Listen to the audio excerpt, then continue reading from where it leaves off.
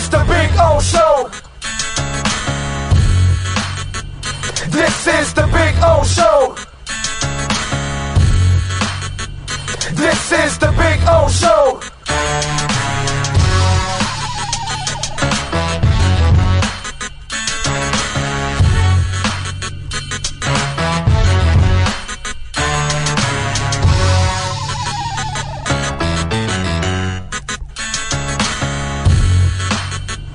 This is the Big O Show. This is the Big O Show.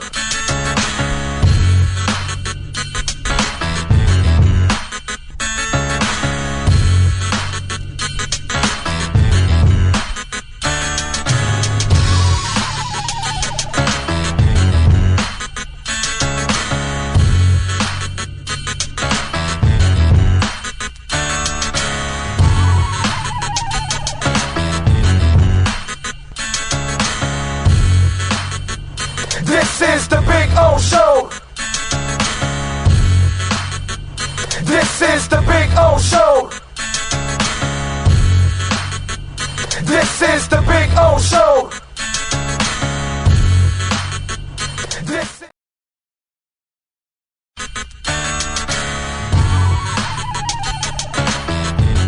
So here we are. I wanted to show you the backyard again because we had some trouble last time, but you know, cuttersedgepro.com does some amazing stuff, and they're the boys and the girl.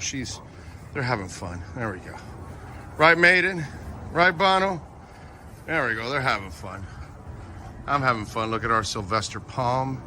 It is beautiful. We got another one in the front yard like that. You can take your home and landscaping to the next level. And the artificial turf, look at that. Look at that, the two dinosaurs going at it, huh? Look at that. I gotta love the dinosaurs. Look at them. They like to bite each other's legs. That's what they do. They play with each other and then they bite each other and they piss each other off. It's fun. One is Bono, which is the one farther away from you, and Maiden, she's the girl right here. She's a badass, that's for sure. So anyway, see the flowers are coming out. Very nice. Cuttersedgepro.com, folks. This big tree there will start budding that I'm showing you there soon. It'll have all kinds of flowers. I'll post another video and I'll show it to you. This is a backyard where everybody gets to hang out. Over there in that corner there, I put the barbecue and cook. So that way it's the farthest away from the house, you know. If I light myself on fire or somebody else, we're out in the corner away from everybody. There you go. So you can get some flowers coming out, which is a beautiful thing. And I swear by this artificial turf, it always looks phenomenal. I don't have to cut it. I don't have to water it. And so I'm saving a lot of money, hundreds and thousands in the long run, because I'm not watering or, of course, cutting the grass. And you know, here in South Florida, we cut the grass like every 10 to 14 days.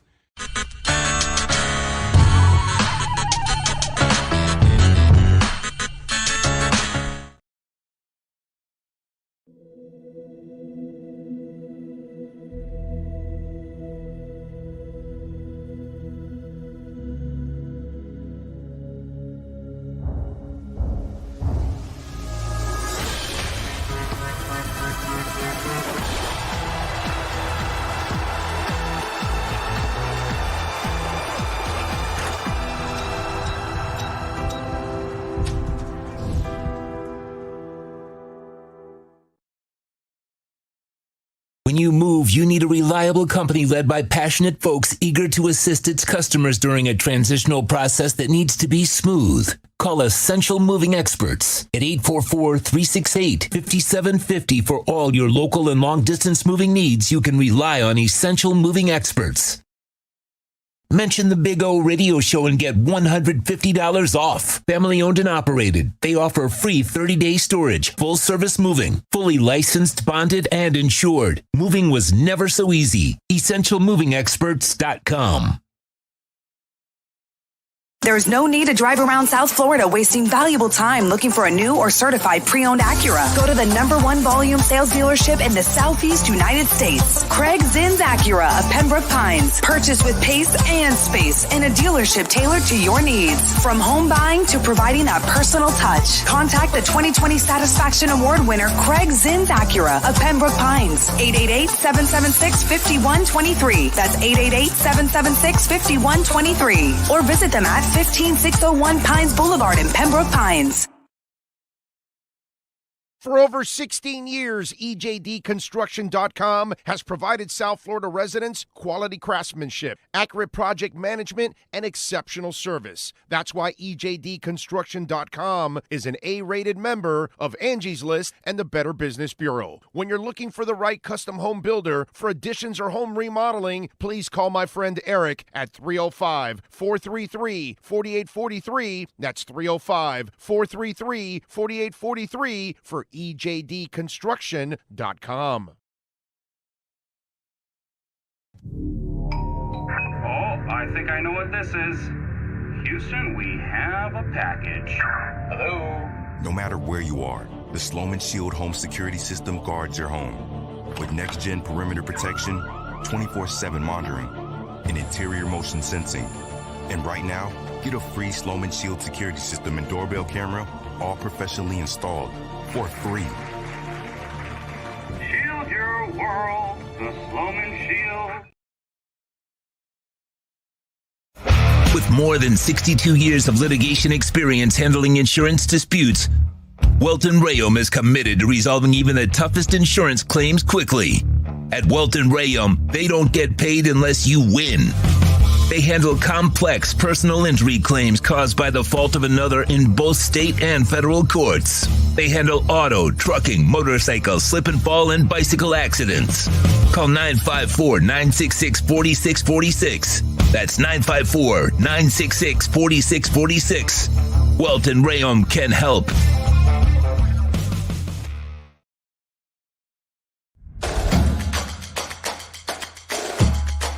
Welcome to Caneswear. New store, new items, same great experience. Family owned and operated since 2010, Caneswear has the latest merchandise from the Miami Hurricanes, Miami Dolphins, Florida Panthers, Inter Miami CF, and more. Come visit us at our store in Davie on University Drive, just south of 595, or online at caneswear.com. Caneswear, the spot Miami fans shop.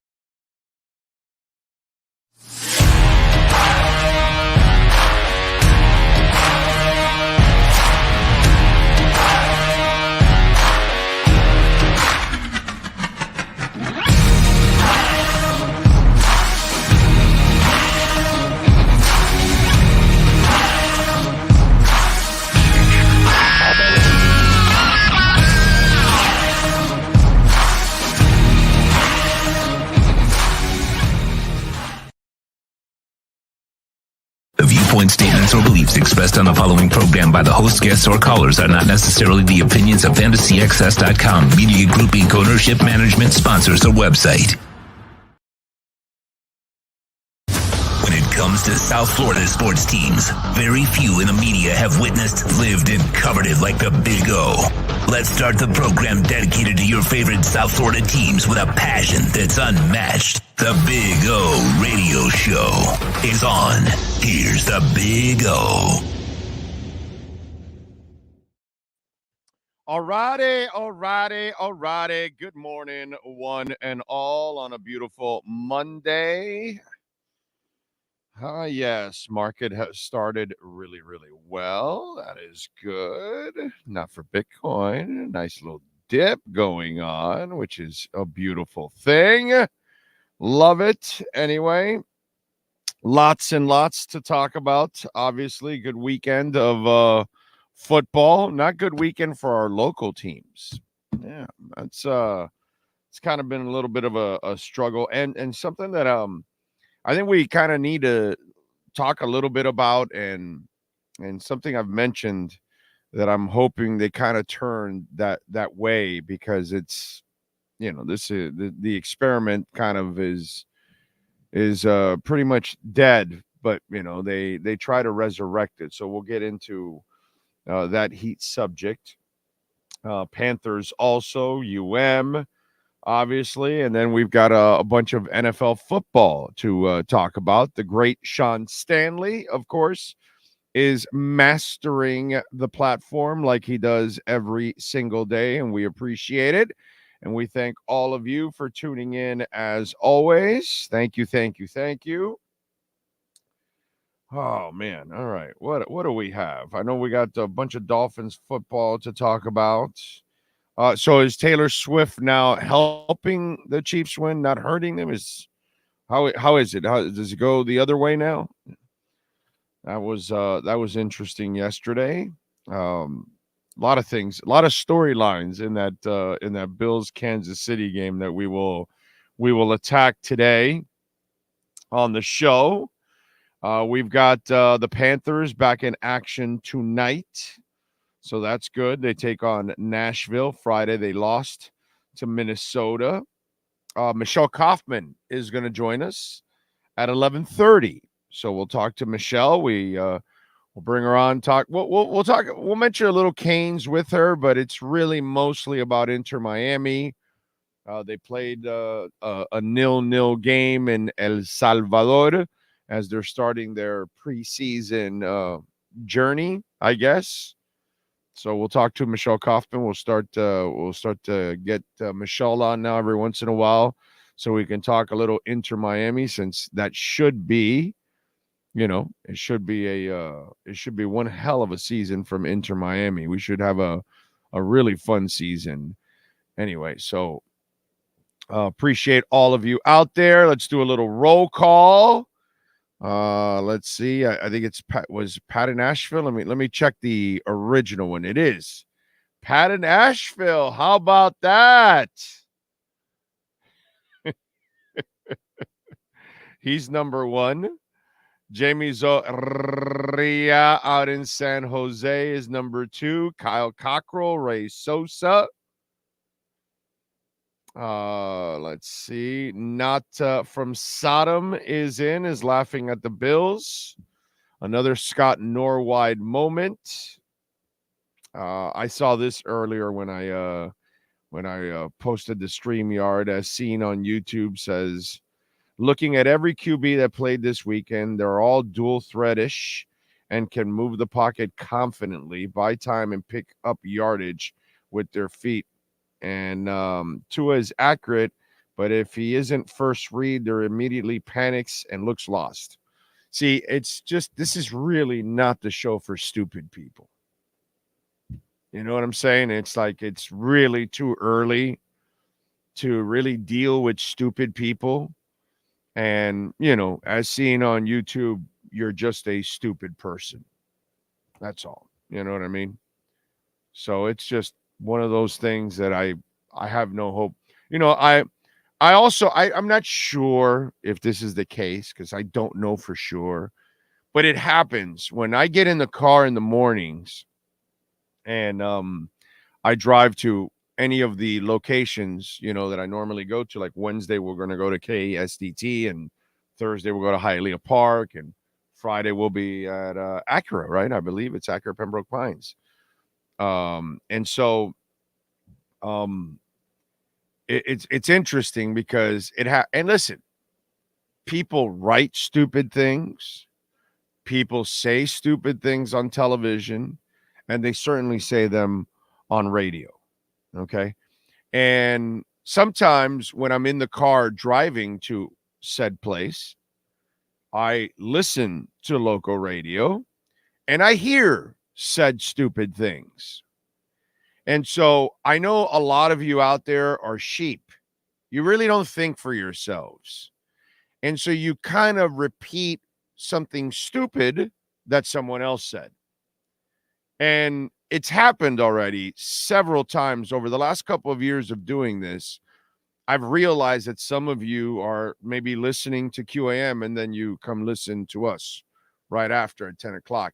And I've busted several of you over the last couple of years that you hear something stupid said on QAM, because there's a lot of shit that's stupid that's said on QAM, and there's a lot of shit that's stupid that's written, and there's a lot of stupid shit said. Well, not really. I mean, television really doesn't have many opinions, so they don't really go out much on a limb there because it's mostly fluff on television. So it's not really anything that's said stupid because they don't really go out on a limb to say anything because they kind of try to stay pretty much in general on television.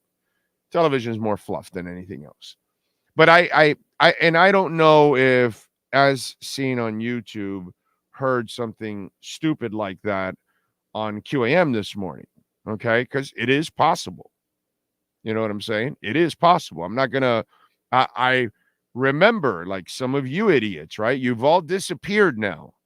But I used to hear the same stupid shit on QAM at times when I would get in the car.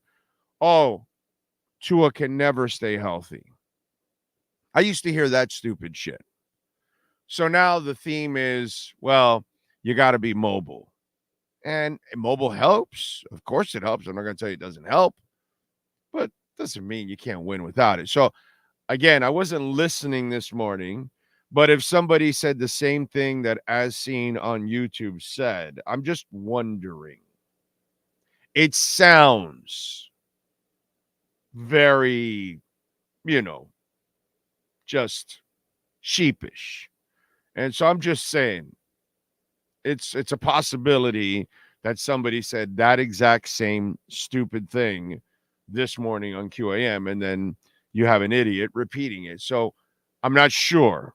Okay, I don't even know. I didn't listen, don't know, or whatever. But I've heard it personally myself. Okay, because I like Joe. So I'm going to listen to Joe on the way driving to one of my appearances. You know what I'm saying? But stupid shit is said on the show. And when it is, I hear some of you idiots repeat because you don't think for yourselves and you just repeat what you just heard. So, not sure, but kind of smells like it. Yeah, Sean. I cannot confirm nor deny that the subject was brought up on QAM this morning, but I was taking. Oh, that's right. You take your kid to school. That's right. Yes, and I can say that there was a subject talked about because Hollywood had said the quarterbacks in the playoffs do something that Tua can't.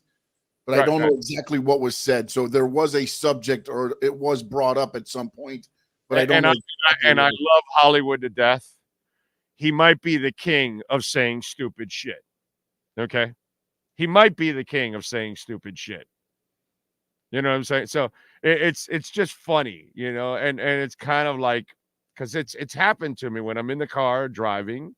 I listen to Joe, and so I've caught you idiots repeating something stupid that someone else said. And by the way, Hollywood was one of those idiots. Tua will never stay healthy because he's one of those absolute idiots that he comes out and everything's an absolute right away, and he whatever. But and he's a great dude. I love him. I love him to death. Okay, but as I told them years ago, talk show material, you're not. It's just you're not. It's just you're not. You're just off the cuff on everything. Just, you're a fan. And that's the problem. You don't know how to be, a little bit more objective. So as seen on YouTube, sounds like something stupid that was said or written. But I'm going to go said on this one. And now that Sean confirms it, it's just so typical, dude. It just is so typical of some of you. Just so you'll know, if you listen to me on a day that I'm at a remote, there's a good chance that I might have listened to Joe on the way in. If I didn't listen to music, I usually listen to music or I'll listen to Joe or something. And so it's happened. So I will bust you. You know what I'm saying? Anyway, Brooklyn Rob is in the house. I think the biggest problem with the Heat is missing Jaquez, and the Panthers missing Barkov has hurt each team. I would agree with that. Luis Benito is in the house. Says Bam and Jimmy play offense. It's very hard to watch. Now, no way that's championship caliber ball. Second place at best. Well, as I've said for a couple of years, and I told you here on the text, Luis, the Heat are a 2-point team in a 3-point world. And that's why Eric Spoelstra is a god, because how he gets a 2-point team to compete and stay in the race that long is amazing to me. No coach in the NBA could ever do what Eric Spoelstra has done the last 4 years. So, they've got to be more of a 3-point team. Steve Chapman is in. Reynaldo Mesa is in. Cosa Nostra. Joseph. Sneak Attack. These games this weekend showed me if McDaniel was a better game day coach, we could have beat these teams. And I'll talk about that. I'm happy with the whole O-line's progression this year. Thanks, Greer. Just need some luck, bro. Need some luck to stay healthy. Gus 1388. It was an entertaining weekend. I agree with that. Nizzle is in the house. Willie in. Miles Deep. Sam I am. Nyborg. True Finn fan. He says, I'm going to sound like a complete loser, but the Bills eliminated makes this season a little less painful. I was just laughing at the missed field goal. It's just like, wow, Norwide all over again. It's just like, wow. Damn. And One-Eyed Jack, Uber Beaner, J-Rock, Alexis, Steven Gonzalez. Thank you, Steven. J-Rock, Gordon Shumway, Mike Suarez. Mahomes is a starter for 6 years, has made AFC championship in all 6. Well, he's a special player, dude. It's just the way it is. Some guys are incredibly special. You end up with a Mahomes, you end up with a Wade, you end up with a Jordan, you end up with a LeBron, you end up with a special player, and special things happen. And it's their turn. And that's just the way it is. Sam the Man is in. Lofi. Skylar Timpton. GP Trap. Frankie Fresco. Timothy Eason. Finns fans. Morning, old listener looking for better Finns talk. Used to listen to you on 560. Okay. Well, we've been here 3 years, bro. Where you been? 3 years and breaking more news in a month than QAM does in 10 years. Ray Varnicus. What else? James Vivinetti. Eric Scott. Giovanni. Yeah, they do miss Triple J. They have not been the same. You are correct, sir. Lisa Rose, Hunter Butler. Let's see what else. Ephraim Feed'em and Fish is in. As much as I despise the Bills and Allen, he balled out yesterday. Not his fault that the ghost of Scott Norwide showed up yesterday. Yes, but he balled out. But you notice one thing about his game, right?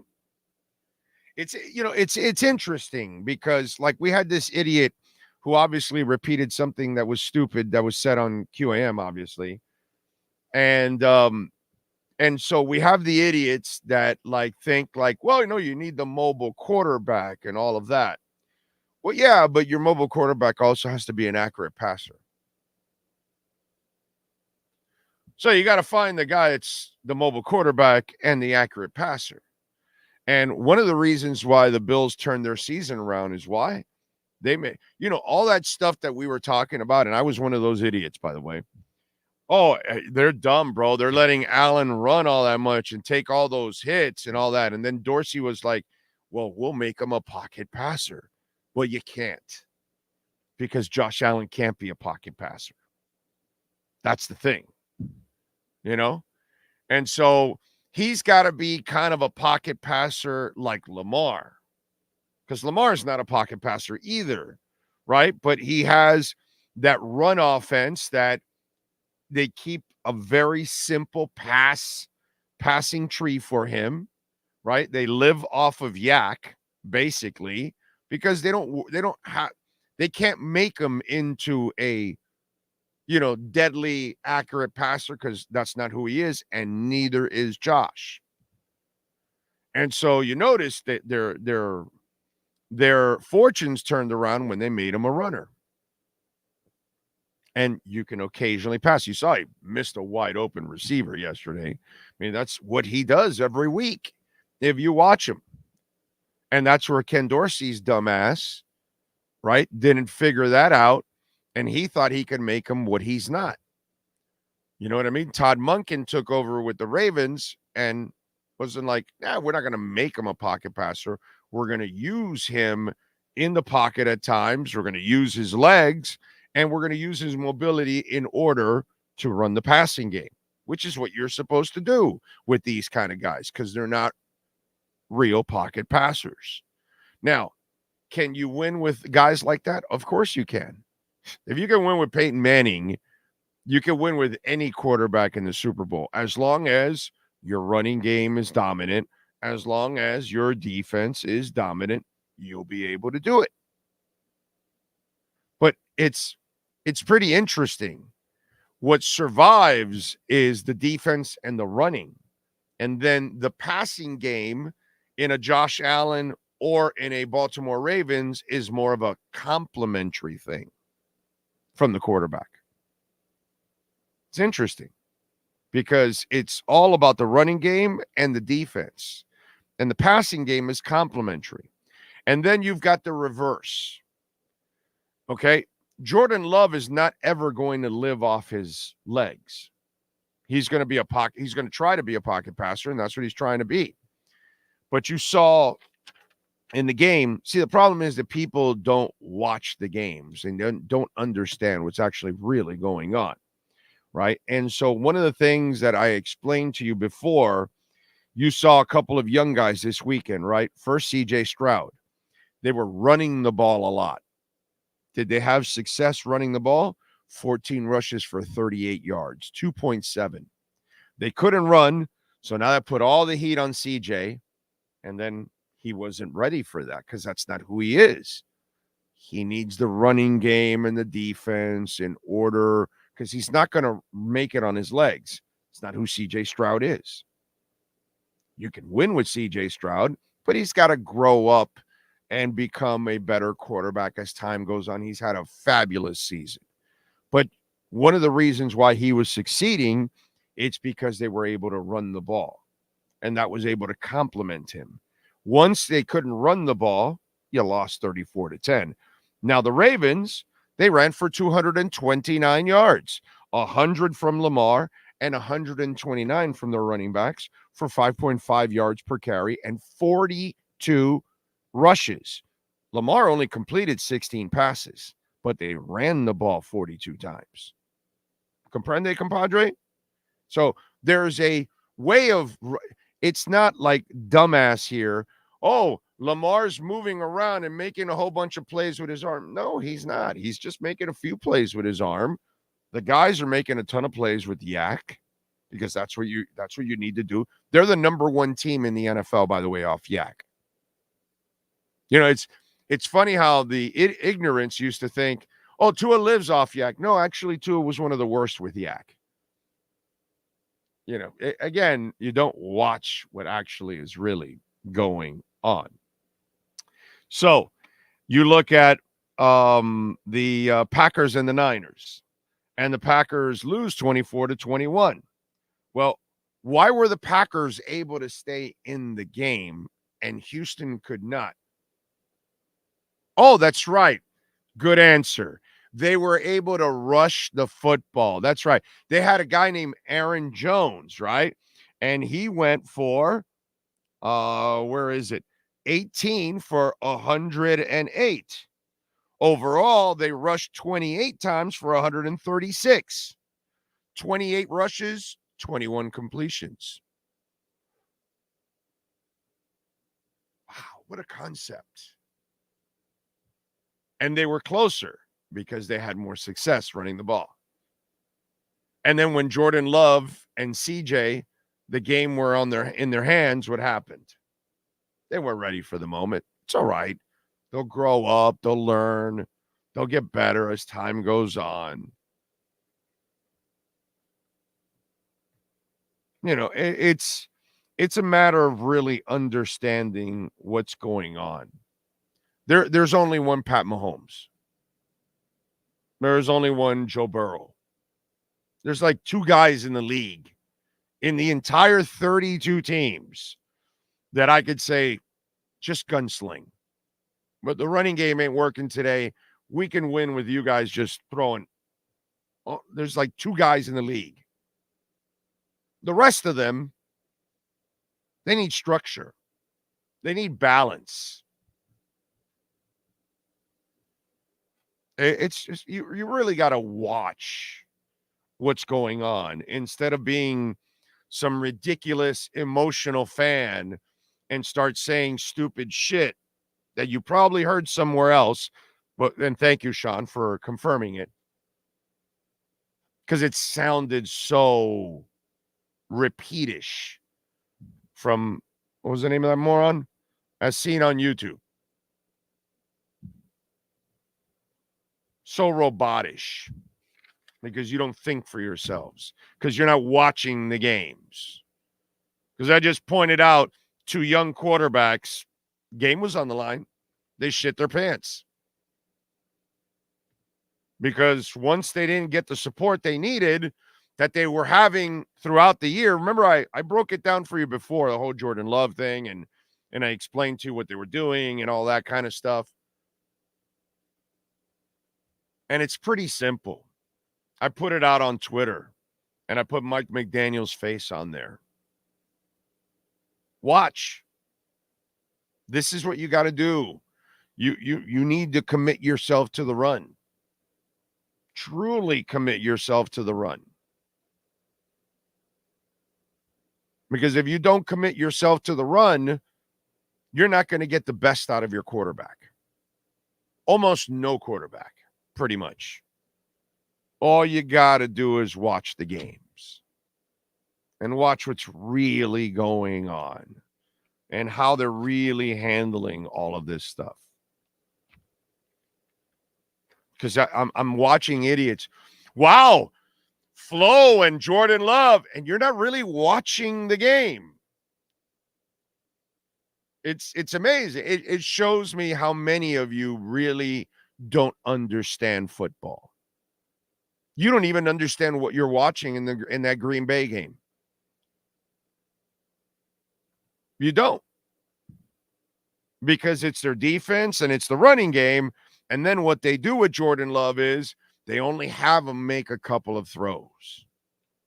They don't put the game on the line because if they do, you saw what happened at the end of the game. And with CJ, the same thing.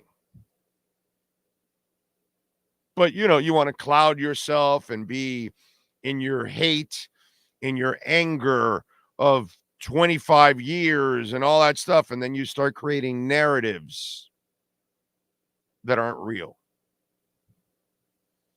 That the only way you can win is if your quarterback's a runner. It's not true, bro. It's just not true. You know? You got to understand what you have and then design around it. With Tua, you need to run the ball more. You need to be dedicated to the run. And when it's working and it's dominating, you keep running. You're going to make a quarterback better. All quarterbacks better. And then the other element that you saw this weekend, the tight end. The tight end was a major factor in so many parts of these games. Where is it for Miami? So that's something else that you've got to add to make life easier for your quarterback. That's what they do for Brock Purdy. They can run the hell out of the ball. They can defend. Oh, by the way, the short passing game. Did you look at the short passing game? This was an education over the weekend for Mike McDaniel, for some of you Dolphin fans out there. Run the ball, short passing game, and get the tight end.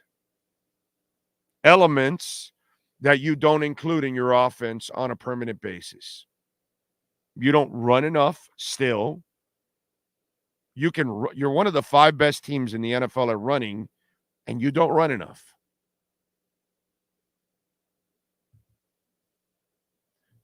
You need a playmaking tight end. You failed 2 straight years to get it. Can't fail anymore. You need to go find that playmaking tight end. And the short passing game, everybody around the league is super happy to have a short passing game, and they use it, except for Mike McDaniel, who wants to have the hardest passing game in the NFL by, having to throw it 15, 20 plus yards downfield on a consistent basis.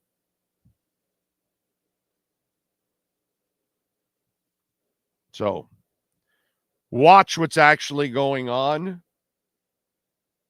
And I would love for Mike McDaniel to actually watch what's going on.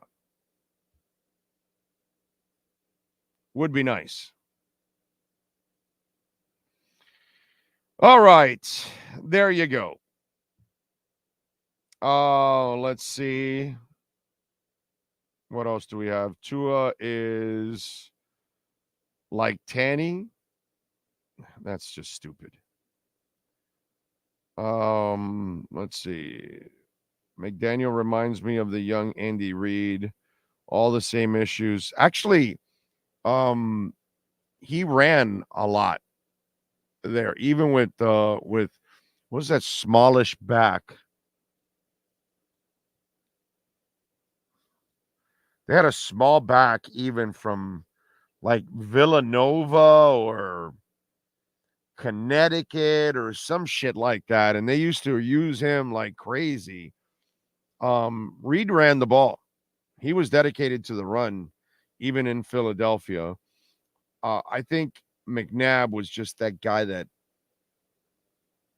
Tony Romo-ish. You know what I mean? Just not a guy that I would label as a clutch guy, So I don't know about that one. I think Reed did a fabulous job in Philadelphia. It's just shit didn't work his way. It didn't fall in place for him. Injuries or shortcomings by certain players. But I thought he did a marvelous job when he was there. I was a big Andy Reid supporter, and people used to pick on Westbrook. Thank you. Westbrook. Thank you. McCoy, of course, was a bigger back, and he got him from Pittsburgh. But Westbrook, he got, I want to say Villanova or something like that. Look up Westbrook, the running back for Brian Westbrook. That's him. Little running back. And he used that mother effer like crazy, dude. That was a tough guy, that Westbrook guy. He used Darren Sproles too. But Westbrook was, man. Yeah, Deuce Staley, LaShawn McCoy, but those were bigger backs. But even with Westbrook, who was a small back, he would use out of Villanova. It was Villanova, huh? Villanova. How about that? I don't know how I remember any of this shit. 2002 draft. What, 2002 draft? 2002, yep. Yeah, what were his rushing seasons? Since you have it there. With Philly. And he was pretty durable, too, for a small back, if I remember correctly. So he's a Philly from 2002 to 2009. They spent one season in San Francisco. But yards rushing, he had, let's see. So they started using him more in 2003. So 613, 812, 617, 1217, 1333, 936. And then as it got, looks like he got injured there. Right. So he ends also in those years, though. Yeah. They have 703 yard receiving, 616, 699, 771, 402. So they used him as a receiver. Yeah, they used him a lot, dude. He was a good little back, man. And it wasn't a big back. That's the thing I was impressed. You use Deuce Staley and you use some of these other guys. They were big backs, so I'm not surprised with those guys. But even when he had a smaller back like Westbrook, he used the shit out of Westbrook, man. So I was a big Reed fan, and people used to call him a joker and a bad coach and wouldn't get it done. And I was never that guy on Reed. I was always, I'll take that guy. And then eventually he went to Kansas City and he got over the hump. I mean, look at Pat Mahomes. He had never played a road playoff game until yesterday. It's crazy shit. Crazy shit. But seriously, the lessons are there for you. You can be an overzealous and emotional fan and overreact. Like I saw the Jordan Love stuff, and it's like, wow, man, do you people really watch the game? Do you really pay attention to what they're doing? You know what I mean? And it's like they were quiet down the stretch after Jordan Love kind of threw his second interception of the game. But it's not something that some of you out there, you really don't understand what you're watching. And then you hear somebody say something, and then you repeat the same stupid shit over and over again. That's what happens. But it's really not about mobility. It's not about being a pocket passer. It's about balance. And it's something that Miami still has not figured out yet with Mike McDaniel. You're closer. Okay? Closer. But not there yet.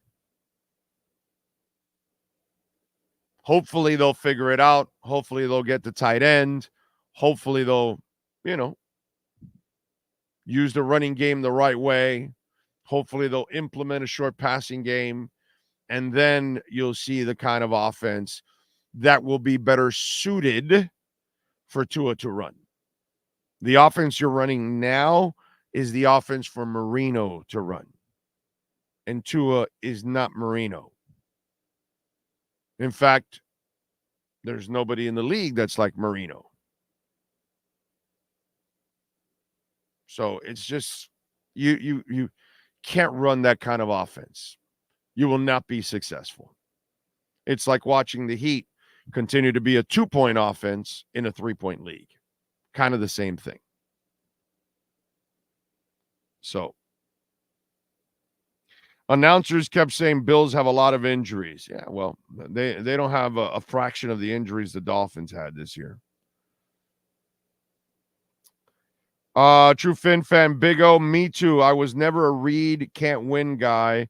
Give me Andy Reid at his worst over McDork at his finest. We don't need a I want to be liked coach. We need a leader who holds people accountable. Yeah. It's going to be a really fine line, True Fin fan, to watch McDaniel have to try to get more discipline from his team this year. It's not going to be easy. I'll tell you that. It'll be hard because it's not who he's been from the get-go. So now, how much will he change or try to change is the question. Going to be a very interesting 2024 season for the Miami Dolphins. Very, very interesting 2024 season. Because it's kind of a make or break season I think, for the head coach. By the way, Craig Zinn's Acura Pembroke Pines, the #1 volume sales dealership in the United States, by the way. Customer appreciation sales event going on right now. The 2024 Integra, $329 a month. The 2023 TLX, we've got some in stock still, $399 a month. The 2024 RDX, $459 a month. And the 2024 MDX, $499 a month. Get on down there, check out the certified pre-owned vehicles. And if you own or lease an Acura, you can get it, of course, serviced at Craig Zinn's Acura Pembroke Pines at 15601 Pines Boulevard, just off of I-75, and Pines' finest dealership in the business, baby. It is Craig Zinn's Acura of Pembroke Pines. Let's see. What else do we have? Gordon says my only issue I had with Andy Reid was his clock management a few years ago. He figured it out, though. McDaniel has issues with the clock, as we know. He can learn like Andy did. Yes, he's got major issues with the clock. Let's hope he figures that out too. He's got a lot of things to figure out, dude. A lot of figuring out. So, Finns fans, Hill and Waddle stressing them led to injuries, and they really aren't physical runners. Get two guys who can stress linebackers in coverage and can go over the middle all the time. Well, true Finns fan 47, you bring up a very interesting point. And it's one where, well, Waddle's kind of been dealing with injuries as it is. He's kind of been injury prone a little bit, actually, to be quite honest. So that's not really a thing about being used. They did overuse Tyreek. Okay.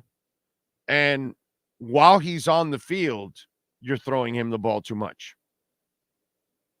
But where I will give it to you and say you did hit on something, they have to have a physical element to their game. That's where the tight end comes in. And then maybe you do need a third receiver that is some kind of a physical player. You know what I'm saying? So that might be something you look at. But the Waddle and Hill thing, there's nothing wrong with that combo. They're fantastic. But I still think you got to use them a little less. Get the running game more involved. Get short passes involved. Get other receivers involved. Spread the ball around a little bit. Get that tight end involved. Let's throw to the running backs. There has to be more variety in this offense. Remember, you can make a donation through Cash App or Venmo at Cash Big O Show. That is Cash Big O Show, Cash App or Venmo, Cash Big O Show. That's Cash Big O Show, Cash App or Venmo. John Geeb, thank you for the super chat, sir. Maybe I'm crazy and it was just coincidence. Seems like all of Shanahan's tree coaches had a lot of mindless penalties, false starts, offsides, etc. Yeah, I know what you're saying, but Green Bay's a really young team, and overall, they did a phenomenal job to get to where they got. Let's not make it more than what it is. Green Bay really wasn't supposed to win a Super Bowl or anything like that. You know, so San Fran, I mean, they advanced. So I don't think they committed enough errors to, commit problems for them. Mike McDaniel has his own level of growing up to do.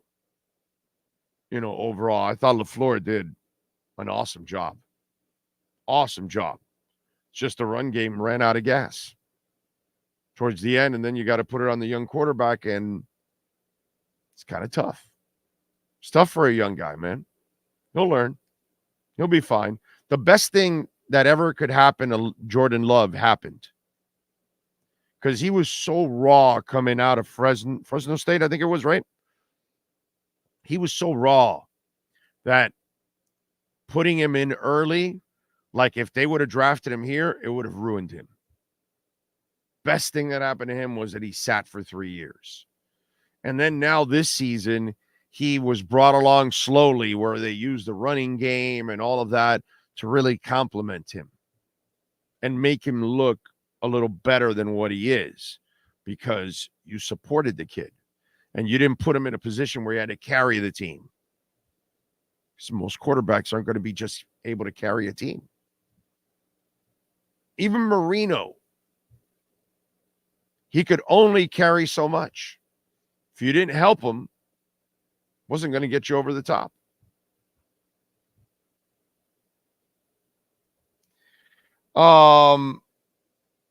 Big O, stop with all these facts. Did someone say Tannehill's like Tua? Yes. Yeah. That was. It was Utah State. Thank you. Appreciate that. Finns need a big possession type wide receiver, pass catching tight end, along with a bruiser running back. I like your idea about Henry. Henry is, for me, a priority. I would bring Derrick Henry here. McDaniel should spend the offseason getting with a retired coach like Cowher, and nah, Dustin. No, he needs to look at the way LaFleur runs an offense, at the way Shanahan runs an offense, and he needs to start doing things like that. Incorporate the tight end, get the running game going, make it a dominant part of your offense, which it can be. Get a power running back. Don't hit them with finesse running backs, because that's what Mostert and Achane are. Mostert can bring some hammer for you. He can run tough at times, but he's not a tough runner. That's not who he is. So there are elements you need to add, and there are characteristics you need to develop. That's really the key for the Miami Dolphins, overall. By the way, Welt and Rayom, let's talk about the finest out there, baby. They know how to get it done. They've got an office in Hollywood, and they've also got an office in the Keys. And if you think you've got a case, something happened to you a week ago, a month ago, 3 months ago, and you're wondering, man, I've got this water damage in my house or my condo, or I had this damage to my car or something. Do I have a case? Or I fell and I hurt myself. Do I have a case? The consultation's free, folks. Pick up the phone, ask for Jeff Welt, 954-966-4646, and explain your situation. And Jeff will listen. He's going to tell you if you got a case or not. Whatever it is, bankruptcy, homeowner property damage, condo damage, criminal defense, business owner claims, personal injury, commercial litigation. They do it all, man. 954-966-4646 for Welt and Rail. All right. Chad says, he's talking to Frankie. Big O from George. What happened to your rental in Vegas for the Super Bowl? Yes, I'm going to go see Lamar. Yes. Are you laughing, bro? Was that was that the best joke that you can come up with?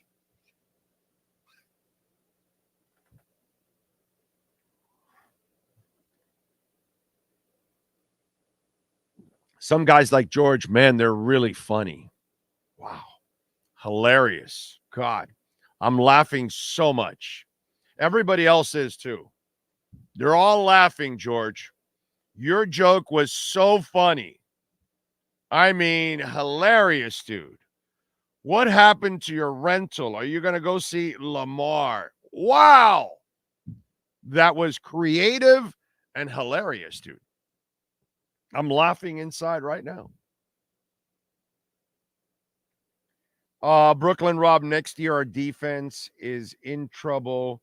Your two pass rushers will not start the season, will not look like themselves. Gink's a free agent, so I will ask where the pass rush will come from. We will find out. We will find out. That's Chris's job. Offseason hasn't even started yet.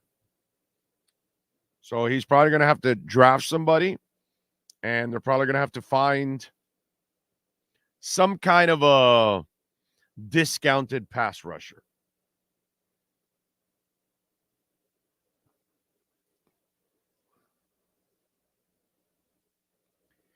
What else do we have? Chad, the Dolphins need to bring in some competition for Tua. Maybe we can get more from Tua. Frankie, that's some stupid shit. What competition are you going to bring in, bro? But what competition? Legit competition for Tua will require a major salary. So you got to pay Tua, and you're going to pay another quarterback 20, 30, 40 million to come in and compete with him, because it isn't going to be a rookie, or it isn't going to be some street free agent. Think about that. Think about that statement. How does that statement make any sense whatsoever?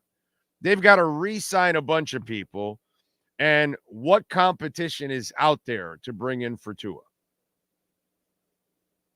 To then hurt the cap also.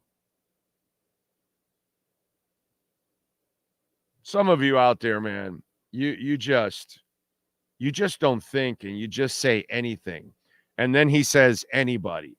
So you say something stupid that makes 0 sense, Frankie, and then you have no substance whatsoever, at least to try to back it up, to try to save yourself from dumbass island.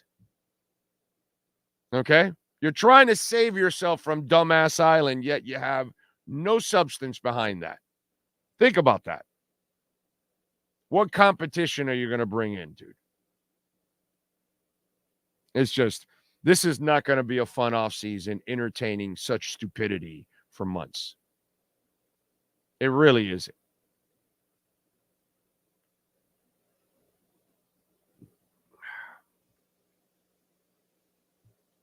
Early in the season, you had to jump off for about 5 minutes to take a call. Didn't seem very optimistic.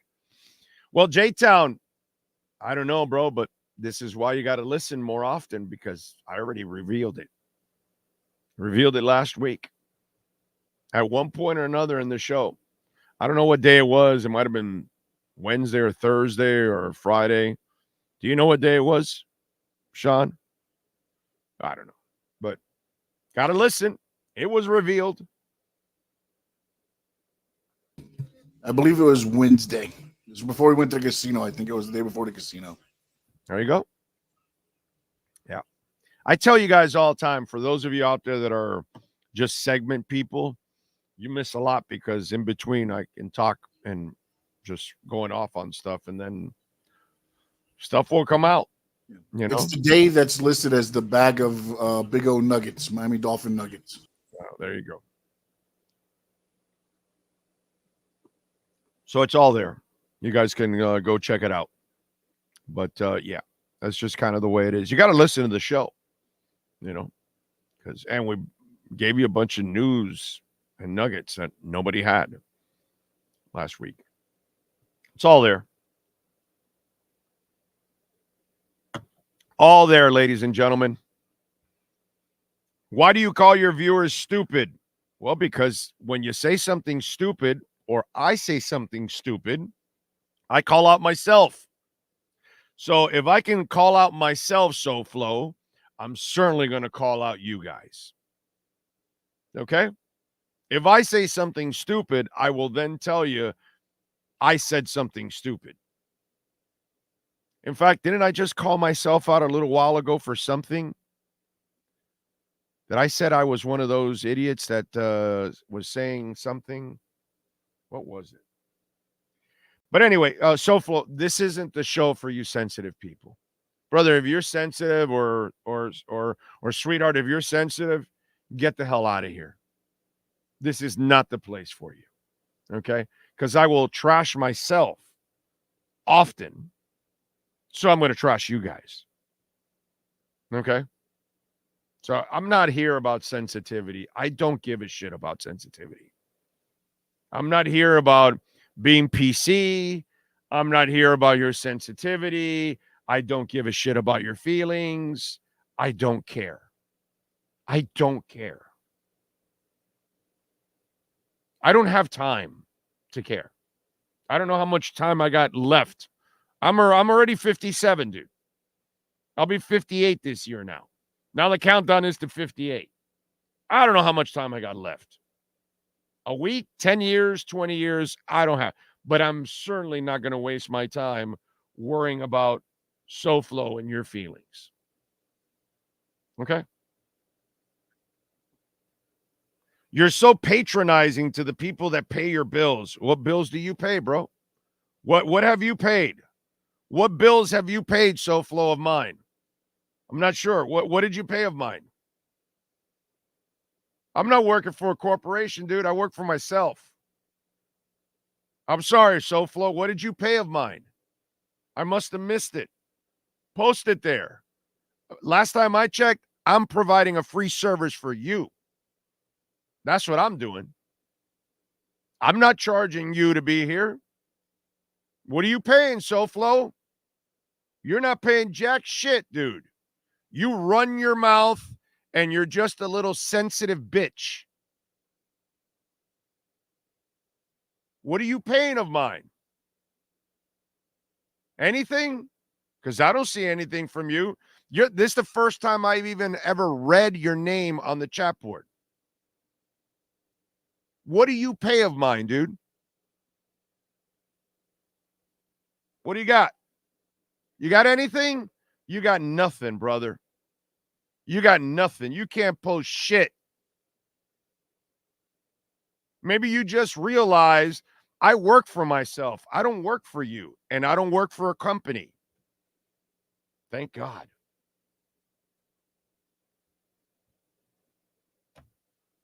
I love that guy. He thinks he supports me.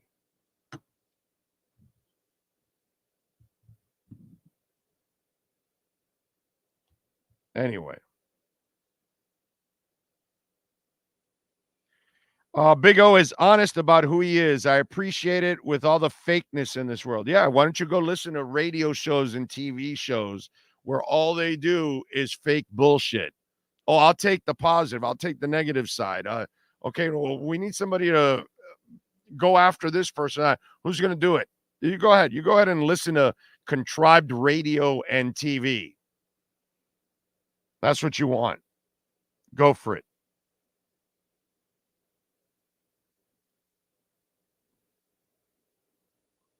Anyway. Let's see. Big O, you got at least a good 35 years left, bro. Stop. Shit, dude. I hope so. I hope so. Doesn't feel that way, but I hope so. King Chile. Tua ain't the problem. Hill's a great player. We all know that. But he just can't be the only offense. Running the ball in a great short game, that should be the focus this offseason. Amen. Somebody say thick skin. I'm with you. You know, the funny part, Cap for Life, is if you listen to the show enough, how many times do I rip myself? Like constantly. All the time. But they don't listen to that. You know what I mean?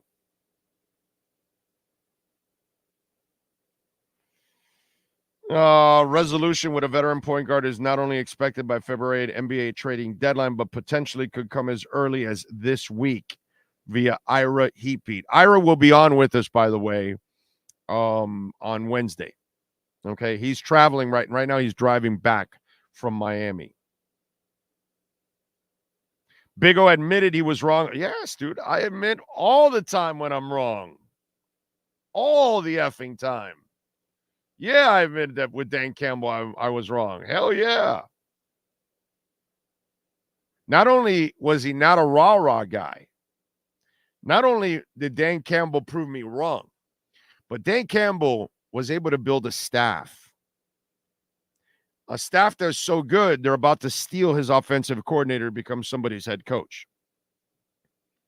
And then he's now going to have to find another one. That's going to be the ultimate test for Dan Campbell. If he finds another offense, that's going to be like, if you're a Lions fan and he's able to then turn over his coaching staff, holy shit, that is impressive. Dan Campbell has been, and you watch Jared Goff. Jared Goff has played the best football of his career, better than anything he did with Sean McVay. With Sean McVay, they got to a point where they were coaching him up like, don't screw it up, kid. They've gone from don't screw it up, kid, and now in Detroit, it's, hey, kid, lead us to the promised land. Let's go. It's third and whatever, fourth and whatever, the game, the series is on the line, ball's in your hand. We're good with it. They've gone from, hey, Jared, we'll try to hide you as much as possible and all that, to, hey, Jared's the man. That's coaching, bro. That's coaching. And, for me, I thought Dan Campbell was rah-rah, was Ray Sherman, was Mike Tice, those kind of coaches that I've seen in the past. What's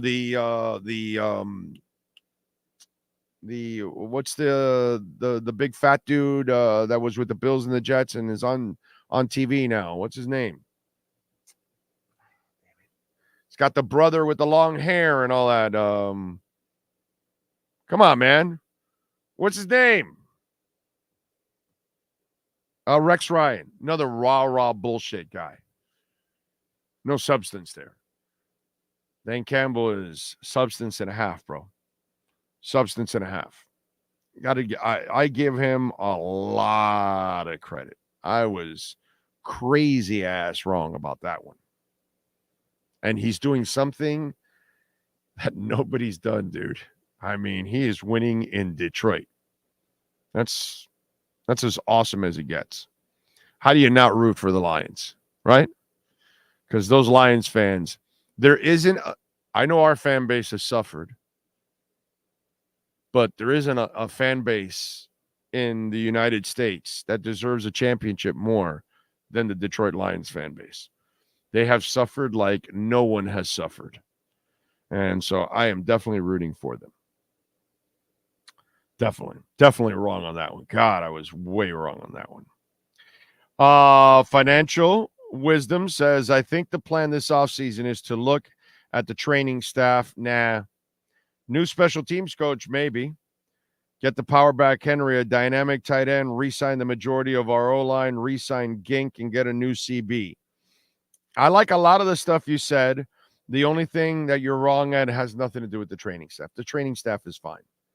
They have an excellent training staff. Their training staff has nothing to do with Bradley Chubb getting injured just like nothing. Zero. Has nothing to do with people rolling up on the back of Teron Armstead. Nothing whatsoever. Nothing what to do with AVG and a tackle on the sideline there. Nothing whatsoever. Most of these injuries had nothing to do with the training staff at all. Okay? Nothing. That's just silliness. That it just comes from panic, comes from frustrations because of all the crap that you've been through as a Dolphins fan. And you've been through a lot of crap. And I feel bad for you guys. But the training staff is excellent. Has nothing to do with it. It's just a bunch of free crap. And you see, the problem is so many of you. So let me ask you, every year has to do with injuries or just the last 2 years? Because I remember a couple years back, several years back, I remember you were going into a week where all you had to do was beat either Buffalo or the Jets and you went into the playoffs. You didn't. You didn't beat either with Tannehill. Have anything to do with injuries? No, you just didn't get it done. And that's been the MO for this team forever. It's not injuries every year. The last 2 years, yeah, there's been a lot of injuries. It's been bad luck. But every other year before that, was it about injuries? Very few. Here or there, a couple of injuries. But overall, it's really about the shortcomings of the team. You were coached by Joe Philbin, and you were coached by Adam Gase, and you were quarterbacked by Ryan Tannehill and Cleo Lemon. You're not going anywhere. When you at least had a competent quarterback that at least didn't lose the ball in Chad Pennington, he wasn't ever going to make any difference offensively because he didn't have the talent for it. But at least he could manage a game and not get rid of it. That's why you got to the playoffs. And then when you got to the playoffs, you shit the bed because Baltimore is 100 times better than you. It's just that it's prisoner of the moment BS from some of you. You're just caught up in the moment of what it is. But it's not the reality. The reality is your shortcomings come from No quarterback for many years, bad coaches, bad front office, bad ownership, all the bad moves that you made. That's what it comes from. Nothing else. But the last 2 years, yeah, we've been, snake bitten badly by injuries. But that's not the case every year. Most of the time, you're just not good enough. And that's why you're stuck in the middle. But don't make it out more than what it really is. Okay. Let's see. Do I think the Heat will make any trades before the trading deadline? All right. Hour number 2 here, okay? And in hour number 2, I'm going to get back to a little Dolphins talk, but I do want to get into a little Heat talk here since you asked me, okay? Here's what I want from the Miami Heat. I want you to stop selling me the big 3. Okay? Just please stop selling me the big 3. There is no big 3. We've had big 3s in the past. And Tyler, Bam, and Jimmy are not a big 3. You can try to manufacture it if you want. They played again yesterday. Oh, we haven't had the big 3 together much. Well, lately you had them in. You're 5-9 in your last 14 games. It's not that you've lost 3 in a row. You're 5-9 in your last 14 games. 5-9. You know what I want to see? I want to see the big breakup like I've been wanting for a while now. Like when I told you guys a couple of years ago, now's the time to trade Jimmy Butler. Okay? Because if you didn't get that other superstar, something Bam isn't, still isn't, never has been, never will be, and Tyler never has been, never will be. Okay? Last time I checked, when you say big 3, Wade, LeBron, Bosh, when you say big 3, it's Peyton Manning, Edgerrin James, Marvin Harrison.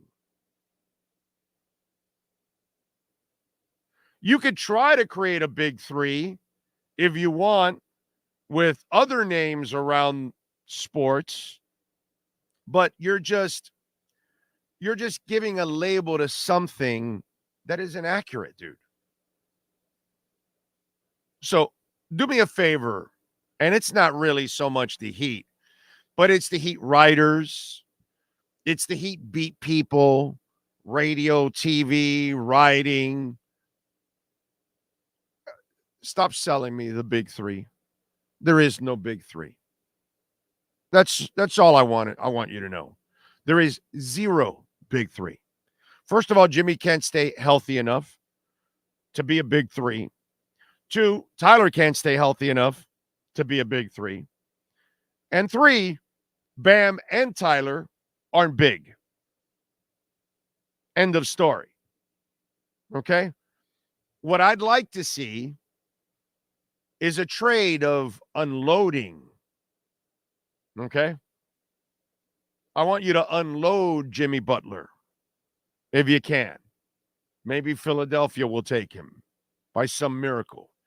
Take whatever you can get for him. Get rid of the salary already.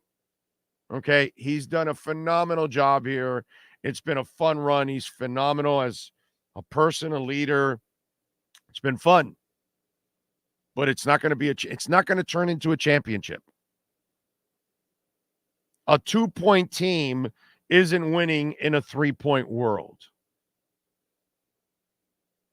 What I want to see is the youth movement. Let's get rid of Lowry. Let's get rid of Jimmy, which you should have gotten rid of him a couple of years ago. We wouldn't have had the last couple of runs. Yes, I understand. They were fun. Did it result in a championship? No. Okay, thanks for playing. So let's just move on. It's kind of been proven this team is faulty. It's defective. And you can only ask so much from Eric Spoelstra. He's already maximized them more than anyone on the planet could ever do. Not even the guy that sits above him. Yeah, I said it. Pat Riley couldn't even do what Eric Spoelstra has done the last 4 years. Let's get that shit straight. Greg Popovich, not even in his dreams, can do what Eric Spoelstra did the last 4 years. But since I know you have the best coach on the planet, well then let's turn the page. Why am I going to trade for a point guard? Why am I going to trade away young players and picks for DeJounte Murray that is not going to put me over the top? So can we stop the bullshit already? Okay, let's be honest. I love what I see from the Heat, but I love the youth movement I see from the Heat. Let's stick with that now.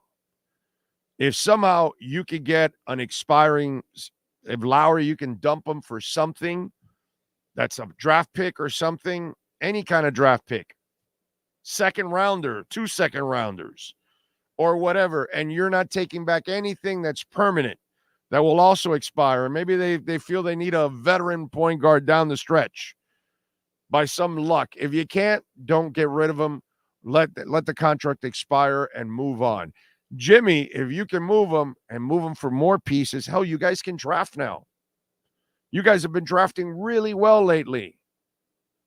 So if Philly's interested, you don't have to break the bank, but if you can get some picks and a young player or something in return, don't take any bad salaries back, then let's move on. Let's build around Jaquez and Jovic, and let's build around Bam, who's a terrific all-around player, and see if you can develop or find another star down the line to join in with these young guys. But let's find people that can score threes. You have too many two-point players. You can't start Bam and Jimmy and 2 of your 5 players right away can't shoot threes. And 2 of your most important players, the guys that have the ball in their hands all the time. If you're going to have your hands on the ball all the time, you must be a 3-point shooter also in this league. The math just doesn't jive anymore. You have to work so hard to stay in a 3-point game with 2s. Your best players cannot be poor 3-point shooters. Not in today's NBA anymore. It is time to move on. So if you want to trade, if you want insanity, then keep doing the same thing you're doing over and over again. But if you really want to do what's right, you need to pull the Band-Aid off. And you need to do what you should have done a couple of years ago. Trade Jimmy Butler. Just like to the Miami Dolphins. You should have done what you're unfortunately not able to do anymore. You should have traded X a few years ago after the 10 interceptions.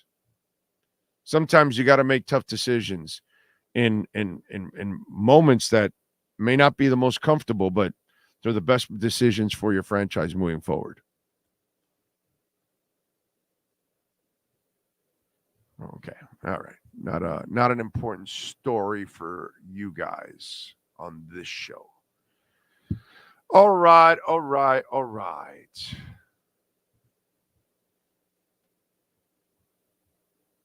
What else do we have here?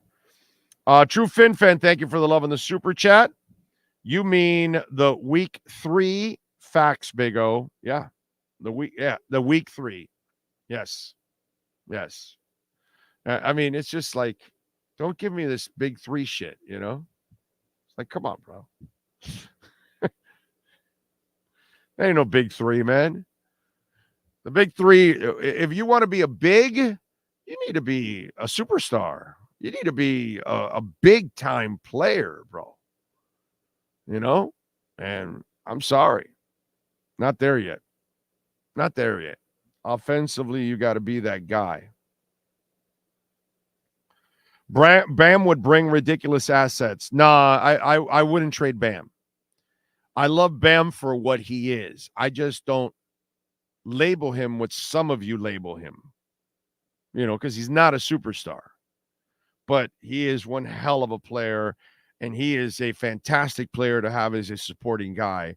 He's a really he's such a unique player. You don't get guys like that. So you need to win titles with a guy like that. But he's just not the guy that's going to lead you offensively. So that's why you've got to find better players in that sense. Nick Sirianni was fired? Is that true? I can't hear you. No, it looks like he's going to let go of Sean Desai. Oh, yeah, I saw that already. Yeah. I haven't seen anything. I saw that in there, and I started looking around. The only thing I found was that he was going to let go of demoted DC Sean Desai, but that I know. Said lower. Somebody else lower said no, they let go of Desai. So I don't know if they corrected themselves or. All right. That makes more sense because it would have come up here. I've got the wire right in front of me, NFL and NBA news or Dolphins or whatever. I've got it all in front of me. And usually something like that would like stand out the post, would be, fired Sirianni or whatever. And it has not come out. So I was like, wow, did I miss that? It's weird. Sell high and buy low, like investing. Exactly, my friend. Exactly. And right now, what a blessing in the crypto market for some of you, especially you newbies. This is a beautiful blessing. Is the dip still going on? I haven't checked here in the last hour. But I'm sure the dip is still going on because Grayscale is still dumping. Until Grayscale's dump ends, we're not going to see, which is a blessing. Yeah, 40,582. Beautiful dump. God, this is awesome for some of you out there. This is a really good opportunity for some of you to lower your overall numbers and that. Not that I'm a financial advisor, but this is definitely one of those moments here in the last week since the ETFs. It's beautiful because Gary Gensler gave us a window, and now the ETFs are giving you a window. Once the Grayscale dump ends, the reversal starts, and you will regret it every moment of every day that you didn't go after it. Okay?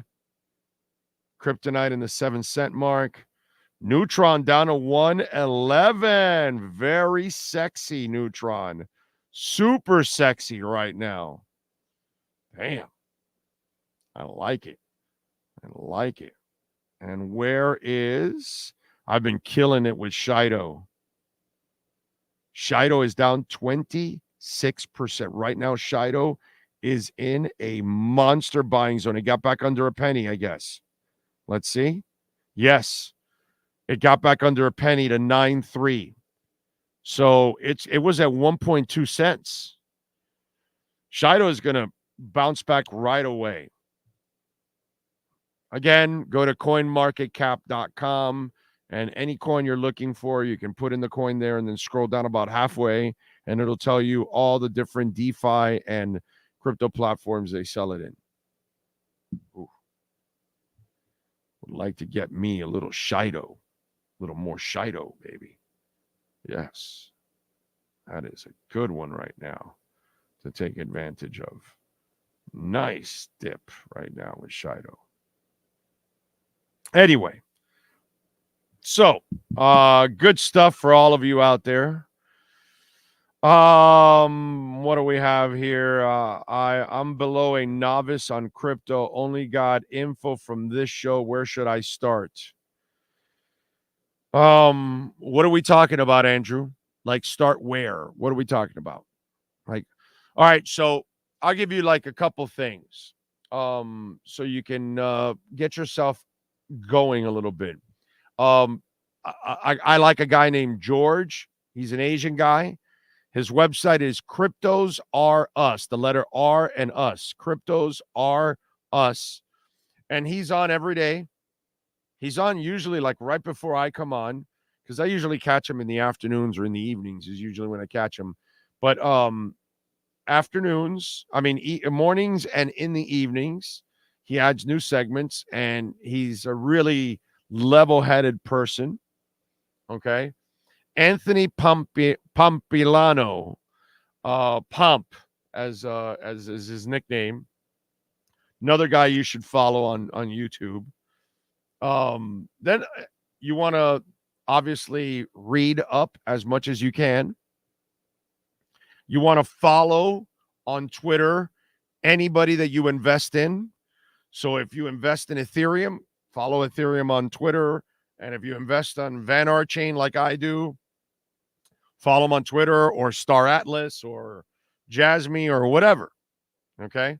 Follow them also on Twitter. These are things you want to start doing. Okay? And do your homework. You want to do your homework. CoinMarketCap, a must-have, great app for the crypto investor. Exactly, sir. You are correct, Kyle, but you know your stuff. Lewis says, I'm done buying meme coins, Big O. Going to focus on Bitcoin, ETH, and Sol for the bull run. My meme coins bags are full, though, and ready for the run-up. Yeah, I'm not much of a meme coin guy. I took advantage of SHIB in the last bull run, and then I'm done. I still have SHIB left over from the last run, but that's about it. That's about it. I just don't like. I know you can make some good money on meme coins, but I just don't like taking the chances. I'd rather do my homework and companies that I really believe in, and they're building stuff that is really going to help, the world. Those are the things that I'm investing in for the long term, obviously, because I'm not a rich person. I'm a working stiff, Lark Davis is good, Razzle Dazzle Crypto. He's good. A little scatterbrain for me, but he looks like a really cool dude, very level-headed, very informative. So I like Lark Davis. I like him. That's a good one. That's a good pick. Another lady that I like is Crypto Casey. Okay, she's got black hair, and Crypto Casey is very low, super smart, understands money. Okay, I've learned a lot about money with her too, so she's really good on that. Learn about money. Learn about how our money is created. I'm not talking about printing. I'm talking about learn about how, and learn about how the politics on both sides have drastically affected our dollar. Learn about all of that, because you got to learn about Bitcoin and then really learn about the US dollar. And then you'll get enlightened on what's going on. Because right now, most people don't really understand it at all. At all. So, just telling you. It will really help you a lot. Oh, your future family and daughter are going to be grateful you did all this investing in crypto. They will enjoy it. I hope so. My daughter also invests in crypto too.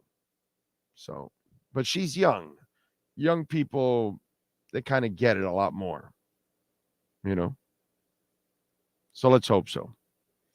Ray says, I cringe whenever the Heat and Riders call Hero, Jimmy, and Bam a big three. They're barely even a single big. I know. It's just, we have to stop with that, man. It's a sell job, and it's a sell job that doesn't work.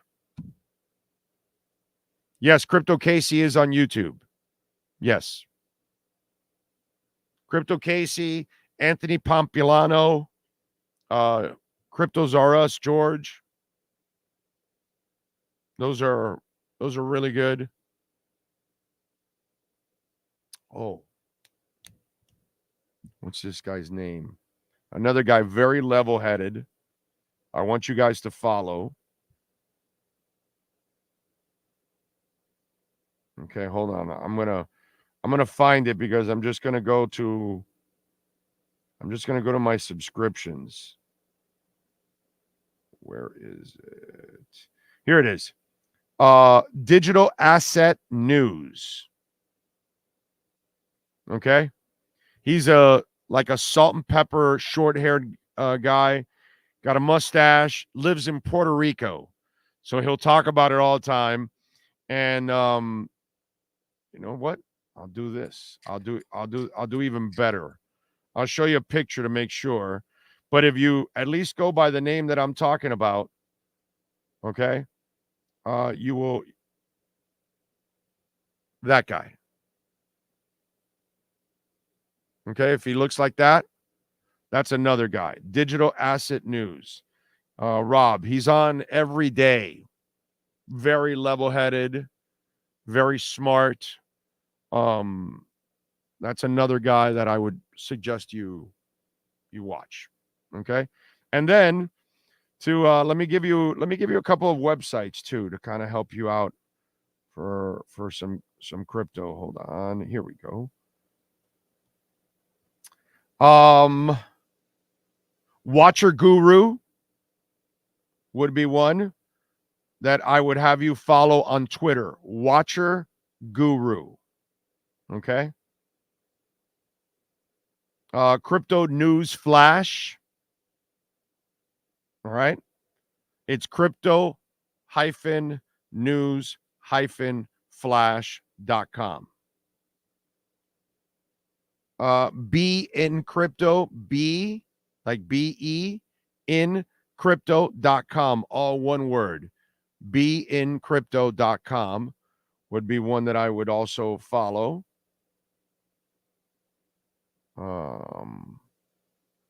Blockworks, blockworks.co.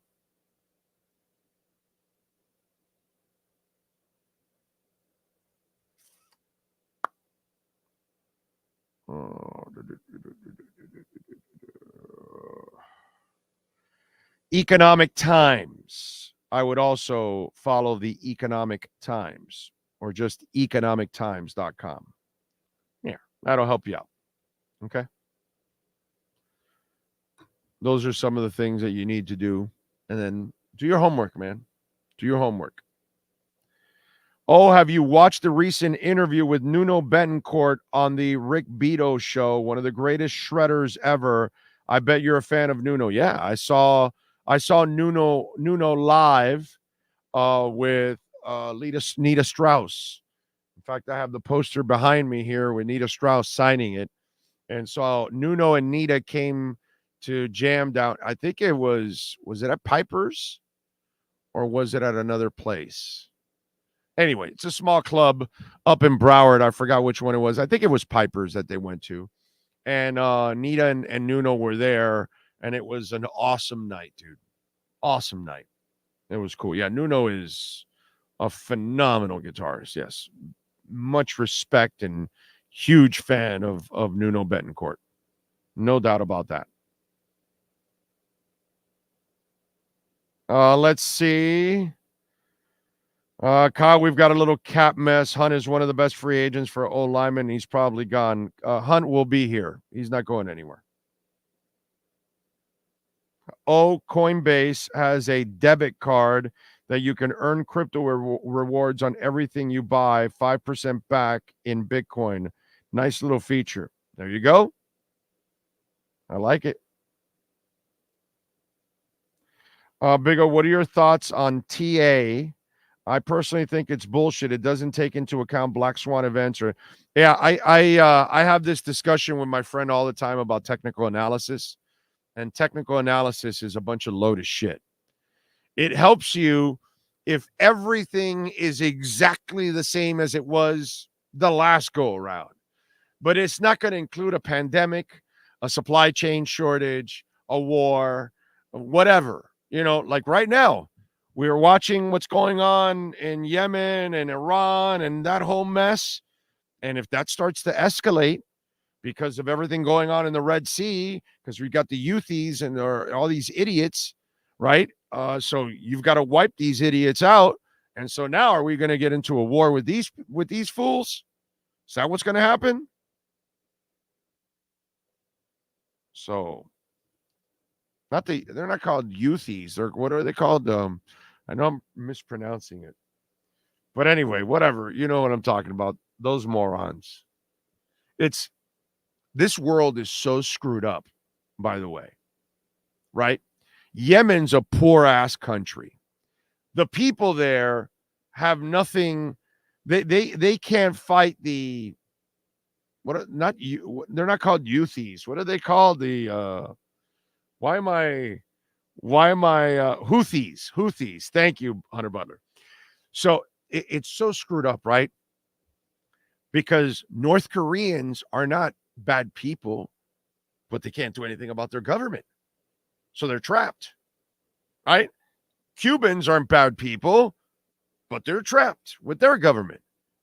Yemen, they tried to, because of trying to show some humanity, right? Biden lifts restrictions there in Yemen because they wanted to get stuff to the poor people of Yemen, right? But the problem is the Houthis are involved. And so then lifting restrictions doesn't help. You're trying to help the innocent because there's innocent North Koreans and there's innocent Cubans and there's innocent Palestinians and there's innocent people there in Yemen also, right? But it's like you've got something in the way that they can't control.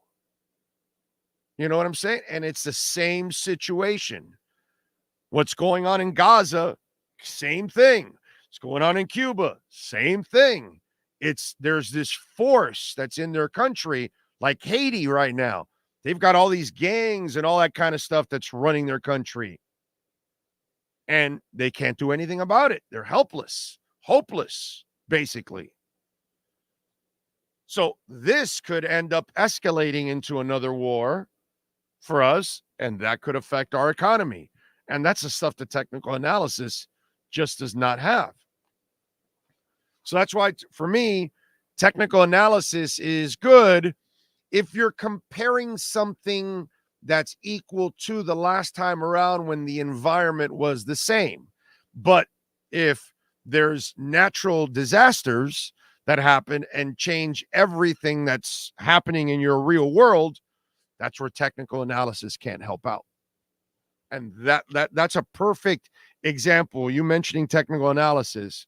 This is why I tell you guys a lot of times, I know I've been way more political nowadays. Since I got into Bitcoin, I've kind of realized what Democrats and Republicans are doing to us constantly. You know what I mean? So it's kind of like, that's why my interests have grown, because I want to take care of my money. I want to take care of your money.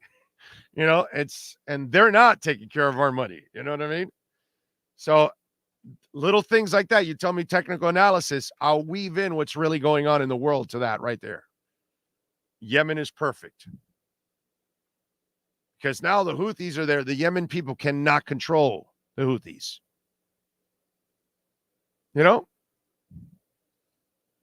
So we don't know where that's going. And now, will we have to escalate things over there? Probably.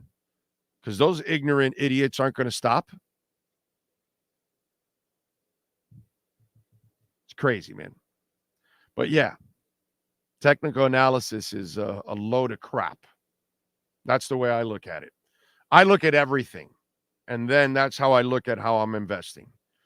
And then I see, how's it going to affect me? And that's it. Anyway, if we build a physical team, I'd walk around like I'd have a blue chew pumping through my veins. Yeah, Trump will save us. Yeah, he'll print another 8 trillion so he can kill our dollar even more. That's the funniest thing is listening to a Trumpy. Oh, the inflation. Yeah, your guy printed $8 trillion in 4 years. He devalued our dollar to hell. Oh, part of the reason why we have inflation. Yeah, he's really going to save us. You can predict the effects of supply issues from current events because supply lags up to 6 months. Yeah, but you can't add it to technical analysis right away. It doesn't affect it. That's the problem. And when they're doing technical analysis, they're not counting all that other stuff. They're going back to, well, this is what happened 4 years ago when this happened. Okay, 4 years ago, there wasn't a war going on. There wasn't supply chain.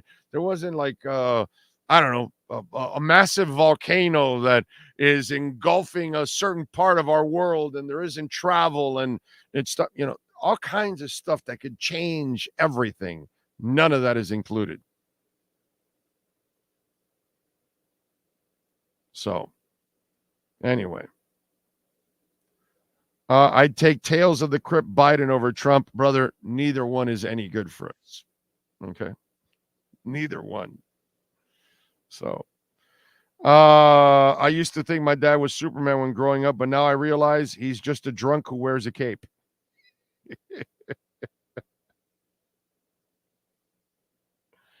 That is funny. All righty, let's get to it. Let's talk a little Inter Miami with the one and only Michelle Kaufman. You can follow her on Twitter at Kauf Sports and catch her work there at the Miami Herald. Michelle, good morning. Good morning. How are you? Very good, very good. How was Mr. Larinaga after the boys ended up losing to the Cuse yesterday? Yeah, they're struggling a little bit. They're wait, can you hear me? Yeah. Yeah, I hear you. Okay. They've lost 4 or Okay. 5, yeah. Yeah, okay. Yeah, they've lost 4 out of the last 5 games. They're definitely struggling, and Norchad Omier is dealing with an ankle injury. He's, supposed to practice today.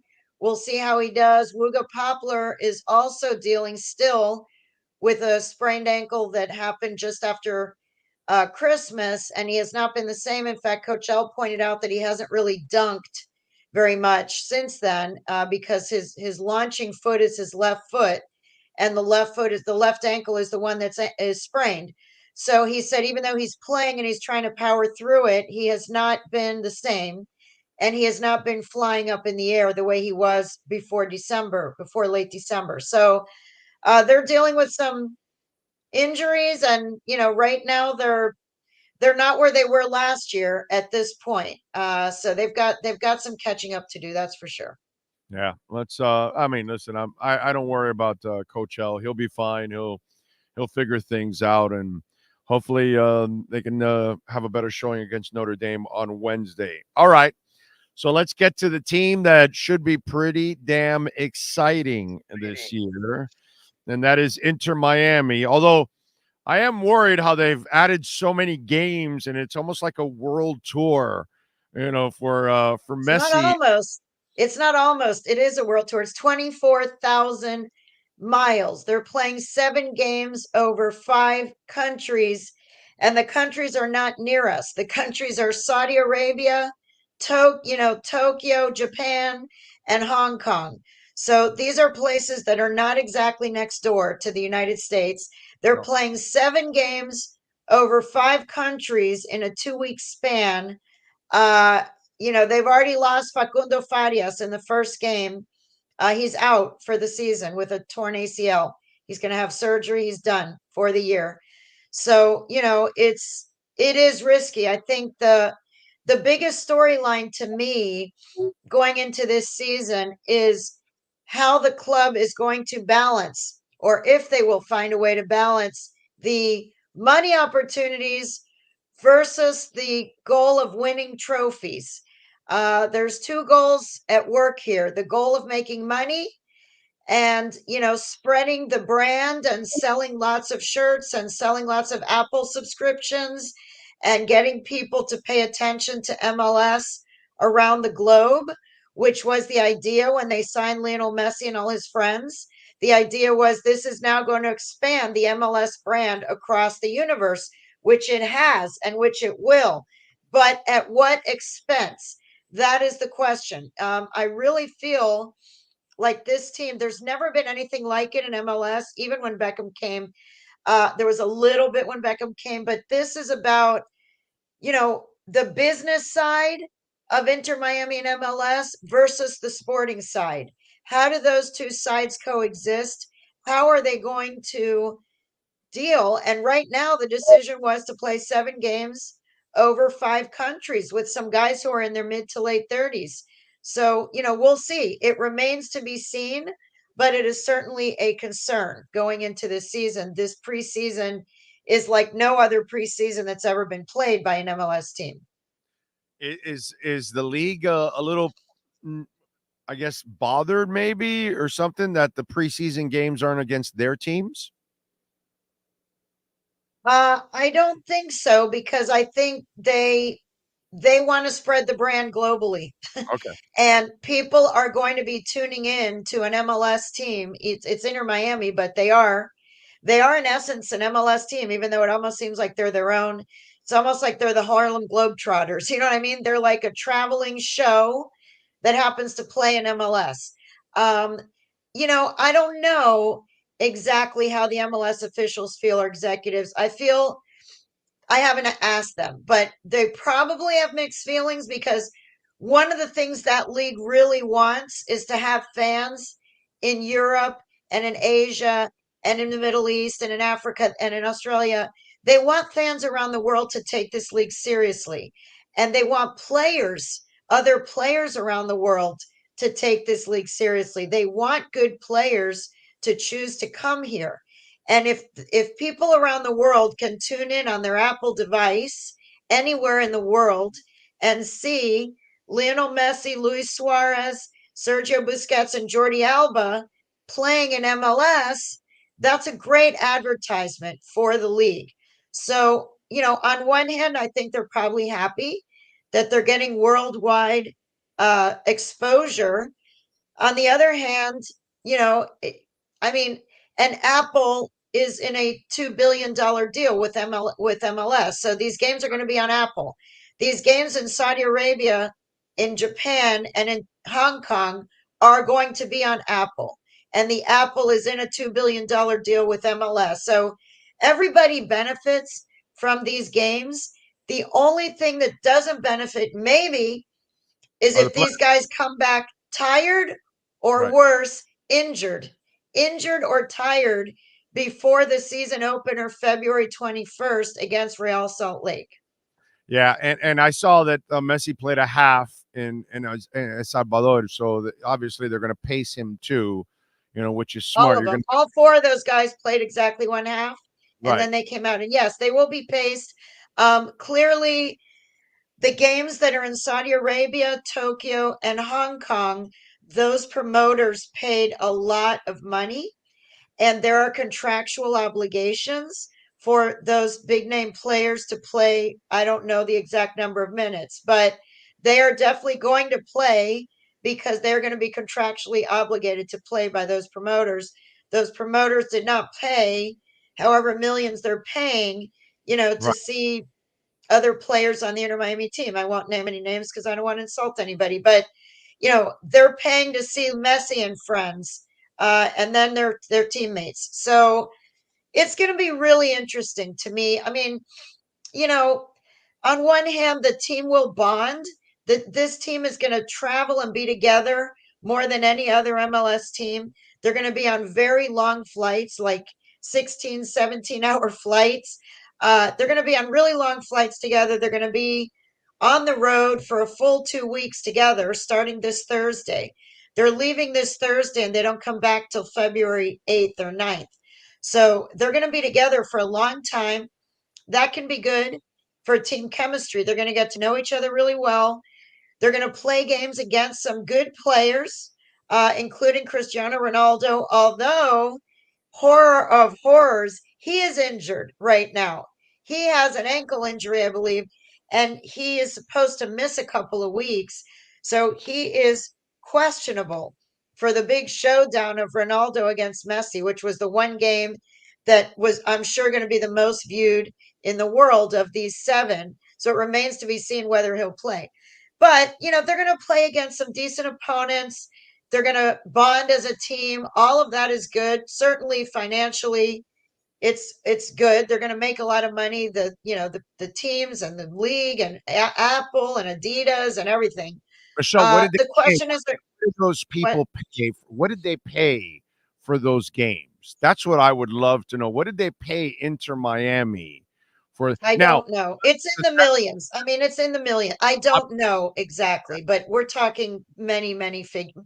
We're definitely talking seven figures, you know. is this money goes directly to Inter, or does it go to the league and then goes to Inter? Well, the league owns all the teams officially. It's a single entity league. So the league is going to make money. Inter Miami is going to make money. I also wouldn't be surprised if somebody like Messi has appearance fees built into his contract as well. That any appearances that he does outside of league play, he gets some kind of bonus. And that may not only be him, that may be some other guys on the team too. I don't know all the details of their contracts, but appearance fees are something that, I know do get worked into contracts for players of that level. So, we're talking about huge amounts of money for these exhibition games. So that's the big question is it too much? Is it too much travel? How much are they going to play? Tata, how is he going to manage minutes? The load management on this team is going to be the biggest storyline, in my opinion, for the whole season because you've got, first of all, they could play potentially 60 games if they were to make the final. Now, I know that's kind of, far fetched, but if they were to make the final, of all the four tournaments that Inter Miami will be entered in, they will play 60 games this year. The regular MLS season is only 34 games. So, and let's not forget Copa America is in the United States this summer. June 20th starts Copa America to July 14th. The players who are Leo Messi is going to be playing for Argentina. Luis Suarez is going to be playing for Uruguay. Drake Callender could possibly be paying for the United States. I'm not sure about DeAndre Yedlin. Kremasky is possibly going to be playing for the Olympic team for the United States this summer in Paris. So these guys, in addition to potentially 60 club games that are out there, there are also international obligations that some of these guys are going to have. So it's a very, very, very crowded schedule, and they are under pressure because everyone wants to see Messi and friends to play these guys, but they also have to preserve them somehow so that they're not dead by midseason. So I really think that it's going to be a big challenge for Tata Martino and his staff and for the business side to know when to back off. Because there is just, it seems like unlimited amounts of money to be made by this group, but they also have to win some games because if they just go out there and lose all the time, tying to El Salvador, I know it was only 6 days of training camp. I know it's early. I don't think anyone expected them to tie El Salvador. I would think that everyone figured that they would have scored one goal by halftime, having four of the best players in recent history playing against El Salvador, and they didn't. So they've got work to do. They've got work to do. That's not a game that they're motivated for, too. That's the thing. It wasn't like a motivated effort that you saw against El Salvador. And here's a follow-up question I have to that. So you just played El Salvador. Tonight you're in the Cotton Bowl to take on Dallas. That's 3 days later. I'm not a big fan of that. I would imagine that the big players aren't even playing today against Dallas. They got home at 2 a.m. They arrived at 2 a.m. Saturday. They arrived, they flew late Friday night. They arrived at 2 a.m. Saturday. They had Saturday off. I believe they trained yesterday and they flew last night. So they got home at 2 a.m. Saturday. They flew Sunday night with, I believe, some kind of training Sunday morning. It's again, you can't play Messi tonight. See, you cannot play Messi tonight, not 1 second. That would be so irresponsible to put Messi on the pitch tonight. to be quite honest. I don't care about the Dallas fans. And I don't think they do either, because that seems to be like an MLS game. You got the Halal game coming after a week later. That's what you do now. You let Messi rest till next week, and then you go on the road to where is it, Qatar or wherever the hell you're going to go play Halal? They're Or going where to is it? Saudi. Yeah, Saudi Arabia. Saudi Yeah. Arabia, and then Hong Kong and Tokyo. By the way, the game tonight is not on Apple. The game tonight is being streamed on MLSsoccer.com. Apple is showing the 2 Saudi games, the Hong Kong game, and the Tokyo game. So You that just is where the Apple interest is in those games. you just told me everything I need to know. Money, Me- money, money. No, Yeah. Messi clearly is not Messi. playing tonight. He's not playing because he would be on Apple. If Apple's running the show here, so if he's not playing, that's why he's not on Apple. I mean, Right. Well, he didn't, but he did play against El Salvador, and that game also was not on Apple. but my point is, once he played on the 19th, there's no Right. way he plays tonight. No way he plays. There's no way I would play Busquets. There's no way I would play Alba. I wouldn't play any of the big guys tonight. Tonight, I'd be playing all my backups and all the young guys against Dallas, and I'm saving all the studs for the next game against Halal on the 29th. That's what me. That's why you have to be very. You mentioned it at the beginning of this interview.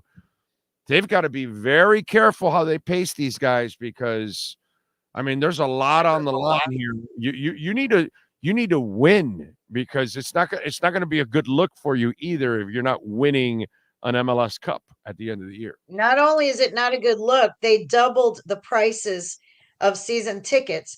And my husband is one of them. And he said to me, this is all fine and dandy that they're playing all these games around the world, and Apple and Adidas and this and that. I am an MLS season ticket holder with Inter Miami. They doubled my price. Okay. He paid 3,000 something. He's now paying 7,000 something for the seat that he sat in last year. He said, I want them to win the MLS games. I want them to win the games that I am paying double to see. To me, it doesn't matter if they win this cup and the League's Cup and this and that. I paid MLS season tickets double the price of what I paid last year. I want to see wins against MLS teams. The 17 games that I paid to see double, he wants to see wins in those 17 games. So the pressure is on for them to win MLS games. In addition to, they now have not only Leagues Cup, US Open Cup, they have the CONCACAF Champions Cup, which they qualified for by winning Leagues Cup. So that's one more cup that they really want to win, because that leads to the World Club Championship. So it's a prestigious tournament. There's also more money involved. So they are going to take that as a priority, definitely over US Open Cup. So they have CONCACAF. I don't think the US Open Cup is going to be a big priority this year anymore. I don't think No, so. they already said that MLS said initially that they're going to play their second teams. US Soccer came out and protested and said that that's not allowed, that they can't just play their second teams. So now they're going to, they can still say, okay, we're going to play our teams, but they will just play the backups and bring up some players from the second team for those games. So yeah, US Open Cup is the last priority, but they still have this Champions Cup of CONCACAF. They're going to have the Leagues Cup. And which is on Apple, and which is MLS and Liga MX, and then the MLS regular season. So where are the priorities? Who's going to play when? And the fact that they charged the Inter Miami season ticket holders double the price for all the seats. They're going to want to see wins. They're going to want to see wins, and they should. With that lineup that they have, they should win MLS games. Yes. They should. Yeah. They should dominate. And they should be the favorites to win it all. All right. Should be a lot of fun. Michelle, what are you working on in the Herald so folks can check you out? Oh God, it's just I'm really busy with Inter Miami, with this training camp. There are going to be some new signings. Kamal Miller left. Kamal Miller was traded to Portland, where he reunited with Phil Neville. That hurt. I think that's a big loss. I do. On the field and off. He was a great team leader, also a very smart player, very smart defender on the Canadian national team, good guy and good player. They lost him. I think, I don't think, I know they've already signed a guy. They just haven't announced it, but yet another Argentine player. He'll be the sixth player from Argentina, center back named Nico Freire. He's 29 years old. He was on Pumas. He was playing in the Mexican League. He's been on loan in Greece this season. He's going to come on a 1-year loan, and I think he will be, fighting for a starting job at center back. They're probably going to lose a couple of other players because they're over the number of players that they're allowed to have on the roster at the moment. So, for roster compliance, by the time the season starts, they're going to have to unload a few players to have the number of players that they have. So there are going to be still a few more changes, but with the roster that they have right now, they should win. And what am I working on is that I'm working on keeping up with this crazy team and with this traveling circus. And then University of Miami basketball, men and women. I cover both of those too. So the women's team actually just had a huge win. They upset NC State, the number 4 team in the country. That was very unexpected. And then the men's team to see if they can get out of this slump. So I'm juggling 3 balls. I'm juggling 2 basketballs and 1 soccer ball at the moment. There you go. That's all right. Use the nose to hold it up when you're, in between the juggling. You can, pause it there in the nose for a couple of seconds, Michelle. Okay. And then you'll continue the juggle. Follow her on Twitter at Koff Sports and catch her exceptional work there at the Miami Herald. As always, thank you for the time. Have a fantastic week. I appreciate it. Thanks for having me. You got it. There you go. The great Michelle Kaufman. Love it. Love it. Damn, 400 plus per game, and the Stars won't play all the games. We'll see. I think Messi will play most of the MLS games. He has to. I mean, that's all hell will break loose because people are coming from all over the world to come see him play. So that will be a real problem for him. Okay. What are you saying now, Frankie? We don't need to sign Tua. Everyone keeps thinking he's our only option. This coach has a better shot of beating Buffalo at Buffalo last year with Scott. Come on, bro. Come on, Frankie, bro. You're like on a roll with some stupid shit today. And thank God they got rid of Miller also. You weren't a Kamal Miller guy? Kamal Miller might have been the best defender we had back there. Guy was a stud, bro. What were you watching? Kamal Miller was awesome. Frankie, today, estás del carajo, bro. Okay? I'd like to say de something else, but that might be a little bit too much. Okay? But it is that, actually. Wow. Let's get to our 3A Graphics sports calendar. Why don't we? All right. 980 West 22nd Street. Make sure you call them at 786-618-1443. Custom printing and embroidery. Last night, the Magic dismantled the Big Three. 105-87, dropping them to 24-19. Miami's lost 3 in a row, but they're 5-9 in the last 14 games. Wednesday, they take on Memphis at 7:30. Tonight, the Panthers, who have lost 4 in a row after winning 9 in a row. They lost to Minnesota on Friday, 6-4. 8 o'clock tonight, drops the puck against Nashville. They're favored by 1.5 goals. FAU yesterday beat University of Texas San Antonio. Was I going to say Tennessee? University of Texas San Antonio, 112-103.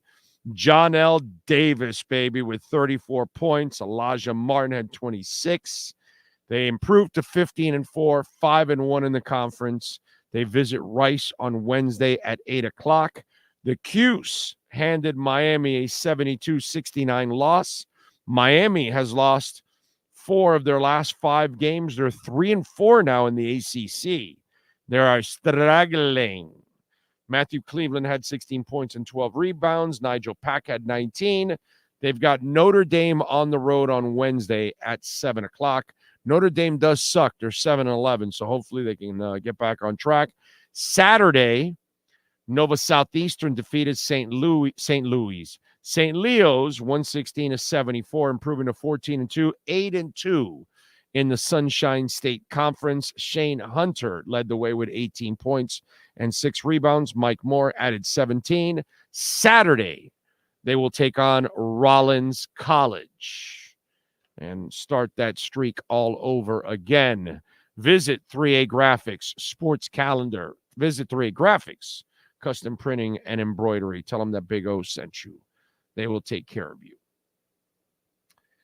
Greg Armstrong, what the Dolphins can learn from the NFL playoffs is that Tua isn't even close to the dude. Another blown first-round pick by Chris Greer and company. I love the stupid chiming in. It's fantastic. We'll have to deal with the morons all offseason, unfortunately. It's just kind of the way it goes. You can go after Kirk Cousins. Yes, more stupidity. I love it.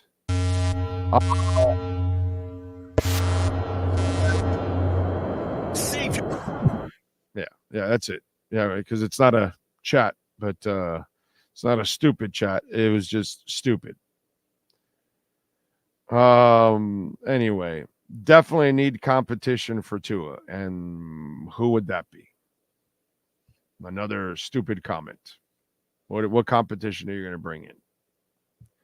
It's ridiculous. So, anyway, just the kind of stupid shit that just I guess we'll have to deal with all off season. Let's see. Let's get into, let me give you a little birthdays and music history, since we love doing that. It will be a very long off season on the show. Very, very long off season on the show. Let's start off with the birthdays. We've got Caitlin Clark. There you go. She got trucked, and now she's got a birthday. She's 22 years old. Ali Salah, the soccer player, is 24 years old. Guy Fieri is 56 years old. Steve Perry is 75. Gabrielle Mack, actor, is 52. Suits, by the way. Steven Adler, drummer, Guns N' Roses, is 59. The great Sam Cooke was born on this date in 31. We lost him in 64. Linda Blair, she of the spitting of disgusting stuff all over the place, is 65 years old. It's called The Exorcist, by the way, just in case for those of you that didn't pick up on it. Dylan Brooks, basketball player, is 28 years old. DJ Jazzy Jeff is 59. And the great Michael Hutchins was born on this date in 1960. Sadly, we lost him in 97.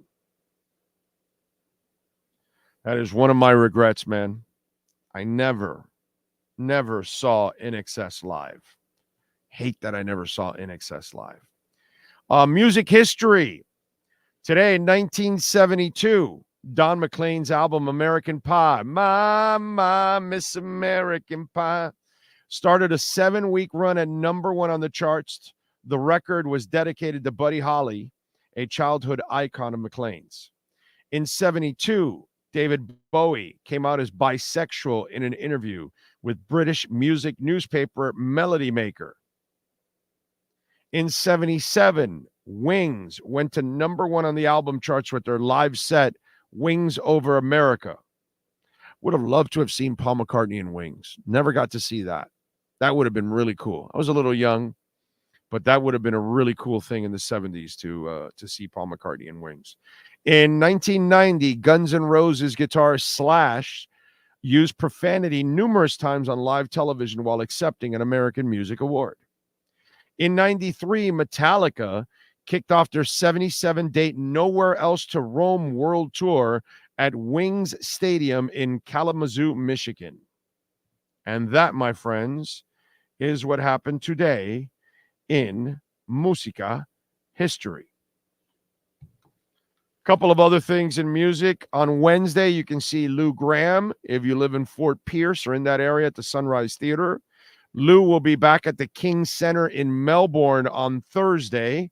The Guess Who, or whatever's left of the Guess Who, on Thursday, you can see him at the Van Wetzel Performing Arts in Sarasota. On Friday, Flo Rida will be at the Pensacola Bay Center. Friday, Tiesto will be at Club Live. Saturday, Kansas will be jamming at the King Center in Melbourne. Saturday, the Zach Brown Band will be at the All Ren Theater in Fort Lauderdale, the Broward Center. Saturday, Tiesto will be at Dare Nightclub in Hollywood. Sunday, Kansas will be at the Broward Center at the All Renee Theater. Sunday, Travis Scott will be at the Kaseya Center. And a classic, dude. Couple classics. Sunday, Al Di Meola will be at the Parker Playhouse in Fort Lauderdale. And this Thursday, I forgot to mention, Gladys Knight will be at the Hard Rock Live. So those are some of the shows around the state of Florida. All right. So anyway, what's it called? Gotta sign Henry and look for it. Well, let's hope so. Let's see if they do. Saw In Excess at Radio City, New York City. Great show. I could imagine. If you saw In Excess, you saw a great show because Michael Hutchins is just absolutely amazing. Okay. Richard, you put all your credibility behind Tua. In my opinion, that's stupid shit, but you'll never admit you're wrong with this one. What is going to take to when he fails, my brother? That's all. That's it, Richard. That's all, brother. I'm not here to convince you, bro. I don't care. Okay? I don't really give a shit, dude. I've been right about 1,000 things, and I've been wrong about 1,000 things. That's just the way it goes. But I'm not here to make you happy or convince you. I don't give a shit, dude. You're the same idiot that thought he couldn't stay healthy last year. Same freaking idiot. Same thing. You all change your opinions like the wind, dude. That's all. You waffle like crazy. So, not here to convince you. So, if I'm you, I wouldn't watch the Dolphins anymore. I wouldn't follow at all. I wouldn't care about our show talking about Dolphins at all. That's what I would do if I'm you. I mean, your shit is over, dude. Right? Tua's not the guy. I keep telling all of you all, just disappear. Go away. Tua's not the guy, right? Who cares then? Shoot. Leave. That's all. It's over for you guys. There's nothing else to watch for you guys. I don't know what you're doing. It's a waste of time for you. So, anyway, trade your starting QB, get potential picks, and hope Greer, who has been criticized for prior drafts, select the next Marino or Elway. Yeah, all right.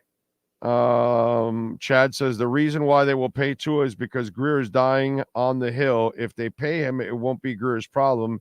If it does not work out, because he will be gone. Tua getting paid and an extension is fact. It's going to happen. Of course it's going to happen. They already have it. Let's see. All right. Don't pay him before the 5th year. They're going to pay him. They need the money.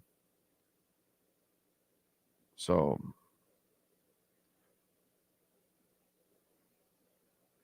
Ralph Harper says, all I ever heard 99 is how the franchise needed a top 15 QB. Now we have a top 5 QB. And right. That's how it goes, my man. That's how it goes. Fans in general aren't necessarily bright. So, what can I tell you?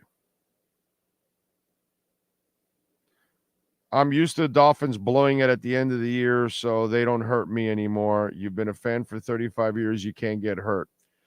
Well, I wouldn't say that. I would say it still hurts, and it hurts like crazy. Fish, thank you for the love in the super chat. Still recovering after the loss. My thoughts after watching Hard Knocks. Mike McDaniel is a guidance counselor. He has to become the principal. Yep. Yeah, I would say the same thing. When I talked to a few people in the building, I told them the same thing. And one of them told me that McDaniel's taken this really hard. But, you know, as I've told you guys, you got to show me that he means what he says, because that's the part I don't believe about McDaniel yet. You know, he basically lied to me last year and all of you when he apologized to Mostert and then said he would, you know, dedicate himself to the run. And in that game, Mostert runs 4 straight times and he doesn't go back to Mostert for 3rd and 1. So he basically lied to Mostert's face, lied to you, lied to me. And, you know, he's got to change. Like I told you, this will be a make or break year for Mike McDaniel, because the real problem for the Dolphins, outside of the injuries, is Mike McDaniel. He's the one that puts his players at a disadvantage, including his quarterback, who he puts at a major disadvantage constantly. So he's got to learn how to run a football team. He doesn't know how to run a football team. He doesn't even know how to be the right head coach also. So he's got a lot to learn in one more season. Will he get it done? Don't know, man. The track record tells me no. That's the sad part about it all. And that'll be a really bad thing for Chris Greer, Marvin Allison, and Reggie McKenzie, because they've done a marvelous job with talent. The talent nowadays is completely different than it used to be. But if you can't find a coach, that's going to be an indictment on them, and that will be tough for them. That'll be a rough one. I love the talent. I don't have a problem with the talent. The talent has gotten so much better nowadays compared to what we've seen in the last 20 years. I like what's being brought in.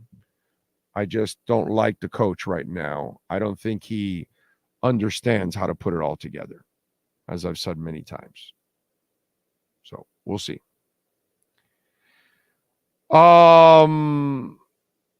Has every coach we've had since Jimmy Johnson been a first-time head coach? No, Wanstead was a second-time head coach. He was in Chicago. He was a second-time head coach. So everybody else, Saban was new at being a head coach, and Gase and Cam and, yeah, Flo and Mike, and, yeah, they're all first-timers. They're all except for Wanstead. Wanstead was a second-timer. That's it. Big O, I'm okay with Tua, just not convinced he has been placed consistently in position to be successful. Trade talk or no extension with Tua is nonsense. Team clearly needs a few more pieces on offense. They might need a couple pieces on offense, but they still need the right coach to call the plays. They don't have the right coach to call the plays. So we'll see if Mike McDaniel can turn himself into the right coach calling plays. That's the problem. I would pay Tua, but I'm not exactly backing up the Brinks truck for a small QB that can't do a QB sneak. Yeah, no, that's the reason why you really don't want to sign him, because he can't do a QB sneak. The coach is struggling how to find ways to make the QB better. The playoff teams have all found a way of beating us. Yeah.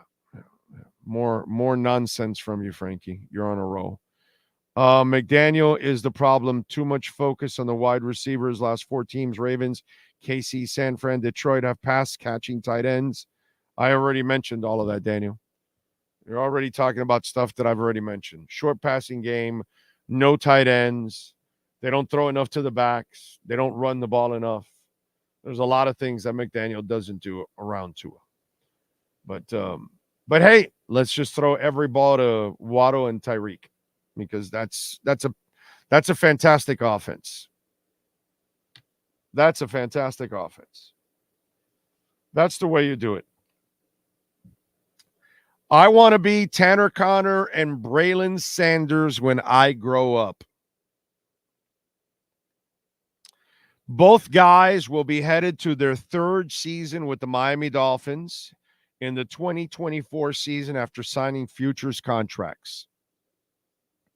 That is just beautiful, bro.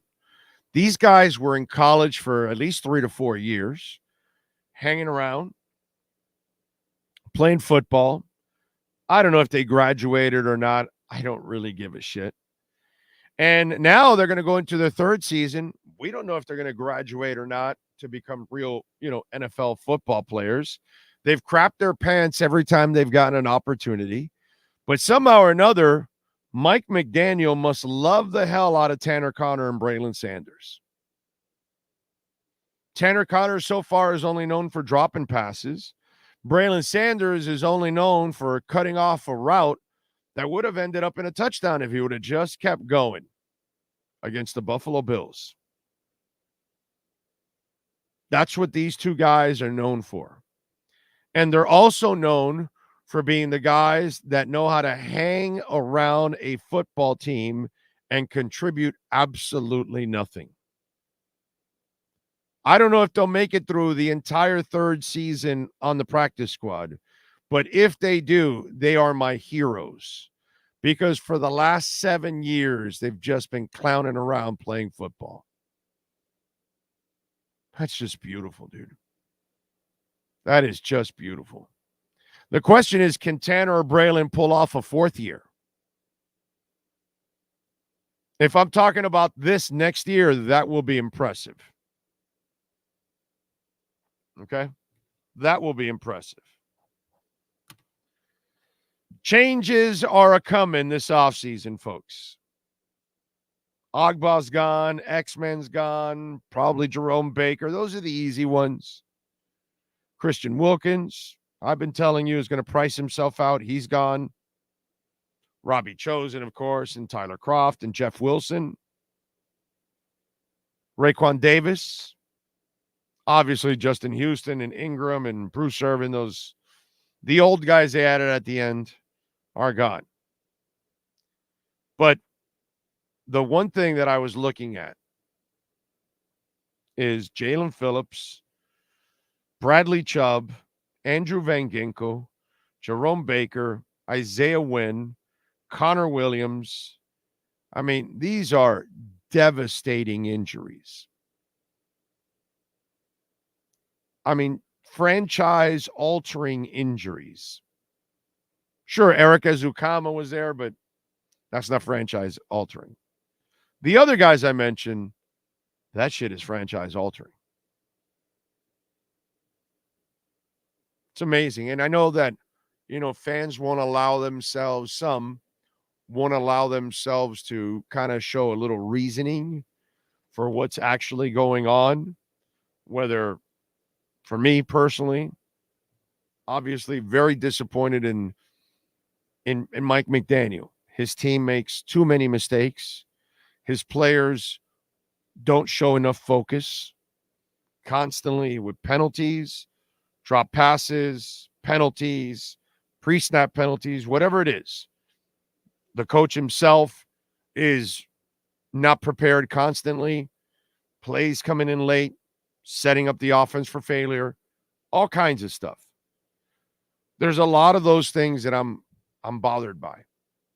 And mostly that's, for me, the biggest problem is the lack of organizational skills from Mike McDaniel through 2 years. But those injuries,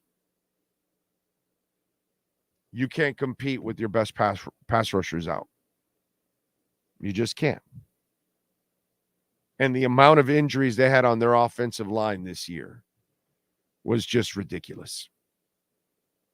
Absolutely ridiculous.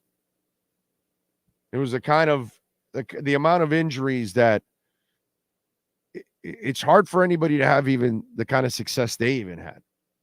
That I will give Frank Smith, I will give Mike McDaniel, and definitely Coach Barry a ton of credit how they were able to overcome overall their offensive line issues and how they're able to develop guys too.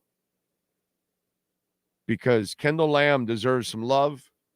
Isaiah Wynn, Austin Jackson developed himself into a good starter now. I think Liam Eichenberg is a starter already, to be quite honest. I don't know if he'll end up starting because they have enough guys and he'll be a key backup for them, but I think he is headed in the right direction. And then Keon Smith was developing, and just a lot of positives that went on with the offensive line besides the starting unit. You know what I mean? But those injuries and that coach, if you get the breaks of the injuries and somehow or another, Mike McDaniel does not lie to us like he did this year, and he really fixes his issues, sky's the limit, man. This team can do anything they want. Anything they want. But you got to have some breaks here, man. It can't be these amount of injuries. It's crazy, these amount of injuries. By the way, my stomach is like creating like a symphony. I don't know if you guys have, I don't know if the mic has been able to pick it up, but Jesus Christ, I didn't eat anything in the morning.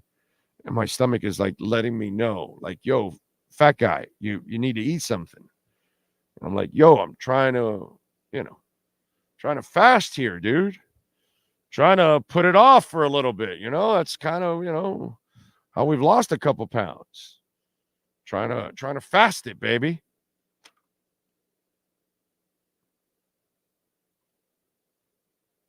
Anyway, how about the Sports Illustrated story? Holy crap. Did you hear about that, Sean? I think it broke on Friday afternoon or something like that. So Sports Illustrated apparently is going to be laying off pretty much everybody. They're not going to keep too many people.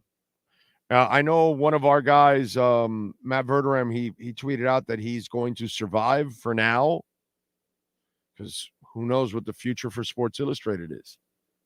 God, this is a terrible business. Just an absolutely terrible business, dude. So I feel bad. I feel bad for our guys here locally. Obviously, Poop and Omar. Who else is SI locally? I know the football guys. Do they have a basketball guy? I don't think so, right? They certainly don't have a baseball guy. Nobody covers baseball except for the Herald, I think. They don't have a hockey. No, so SI only really has. Do they have a UM guy? No, either, right? They don't even have that. No, I don't think so. So I don't know what's going to happen with Omar and Poop, but I hope they bounce back. No, I know. Dude, 67 print is dead like radio. I know that, but you still don't want to see people lose their jobs, dude. Okay, it's not funny. They've got families and they've got people to support. You know what I'm saying? So it's not a fun thing. Watching it. It's just a shame that I'm sure, I don't know exactly what went on behind the scenes, but I'm sure it's a lot of the stupidity that Sean and I have had to deal with in radio. The wrong people in charge and the wrong decisions on a consistent basis. Yes, sir, Sean. Looks like Shandell Richardson is the Heat Sports Illustrated. Okay. All right. Is he still doing it? I just look up Sports Illustrated Miami Heat, and okay. He posted an article 16 hours ago. Okay, so he's still doing it. It Okay. looks like it's still him, yeah. Okay. So Chandel also, that sucks. Jesus Christ. Damn, bro. This business is criminal, dude. Criminal. Let's see. Considering the injuries, the coaching was pretty legit. Don't feel like coaching is the problem. Yeah, well, you didn't watch it, Greg. Sorry, bro. Coaching is a major problem. Coaching is the problem with this team. That's how much you're off. Coaching is the problem with this team. Mike McDaniel is the problem with this team. Wow. That's a good one right there. What, you didn't see him win enough challenges or something, bro? You didn't see him give up on the running game enough? You didn't see him not use the tight end or not short passing game? Well, what was it? I'm not sure. Well, how many mistakes did you miss by Mike McDaniel? Coaching wasn't an issue? Are you out of your mind? Coaching is the issue, the main issue.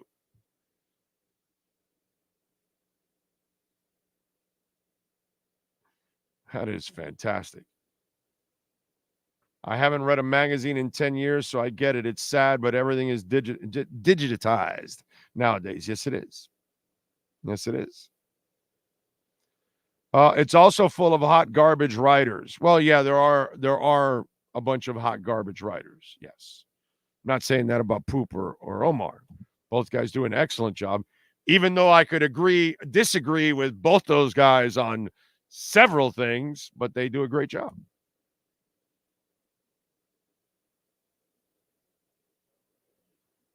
So I miss Coach Rizzi. I think we all do, bro. I think we all do. So Pat Mahomes had a little fun with Deion Dawkins. Did you see this, Sean? It was good. So Pat Mahomes, leading up to the game yesterday, had to hear from Deion Dawkins. So Deion Dawkins was kind of running his mouth, which I don't know. If you're the Bills, you should learn by now that you shouldn't run your mouth, just play the game. So he goes, Mahomes has only been here once. So he's never really been here. Simple as that. Pat has never been to the Bills stadium in full. The environment will be different. Not to say that it's in our favor, but stadium is our favor. Stadium is us. That helps us. I don't care what nobody says. This is the most dopest feeling I've ever had. We're having 2 back-to-back playoff games home. Come on now. Like we get to leave and go eat wings. It's cool. So good luck. So Mahomes and company end up winning. And obviously, in the process of winning the game, right, Mahomes sent out a Instagram post. And all it said was, good luck. That's it, right here. Good luck. That's all. So that's all he had to say is good luck to Deion Dawkins on his way out.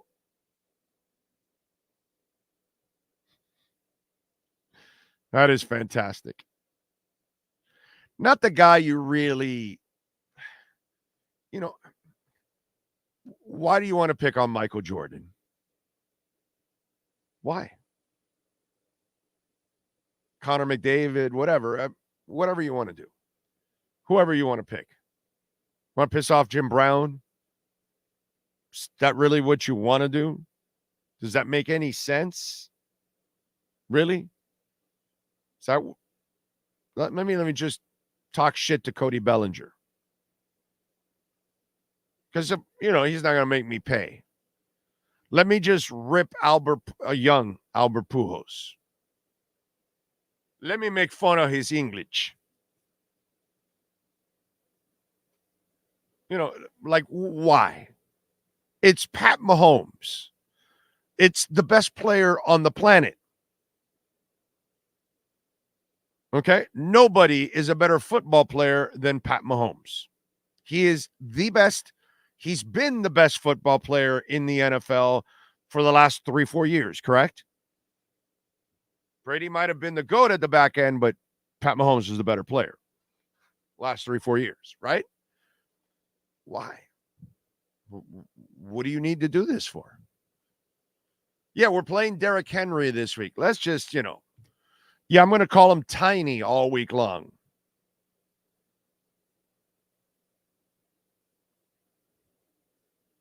Why? What? That's the guy you want to piss off. Like, dude, and I get it. You lost because of your kicker, but quarterback did make his share of plays too. Made some pretty damn big throws like he normally does because he's Patrick Mahomes. It's not the guy you want to piss off. That's all. It's just, I never understand players going after whatever. Let me just, TJ Watt sucks. He can't get after a quarterback. Oh, yeah. Our guy's going to handle him. Or the right or left tackle or whatever says, yeah, I know we're going to. I've watched TJ on film. He has all kinds of tells. I'll handle him. Yeah, no, that's really smart. Let's just go piss off TJ Watt and Jason Taylor and Reggie White. And, let's just do that. And by the way, history is so good to you when you do that. That's the other thing. Robin Ventura, so you want to go challenge Nolan Ryan? Okay. History is so good to you. That's not a good thing to do. That's all I'm saying. Just any of you athletes out there, any of you professional athletes, you happen to be watching the show, just a little tip for you.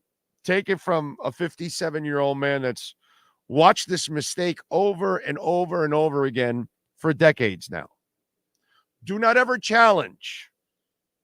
Do not ever question. Do not make fun of the best players in the history of the game or in your league. It's just not really a good idea. That's all I'm saying. Not a good idea. Deion Dawkins, that's what you will be known for the rest of your life now. Oh, by the way, how are the idiots out there that were all over Taylor Swift now? Or even the political idiots. How are they feeling now? So is for some of you Chiefs fans or some of you idiots, so was it Taylor's fault when they lose? Is it Taylor's fault now that they win?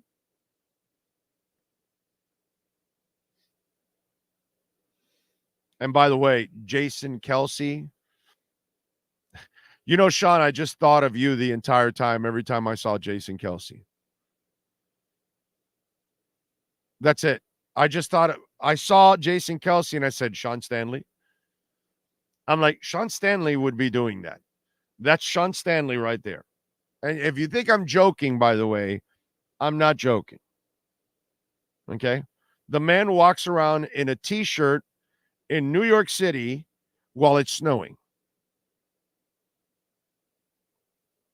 And I got to tell you, I have maybe 2 shirts on, 2 jackets.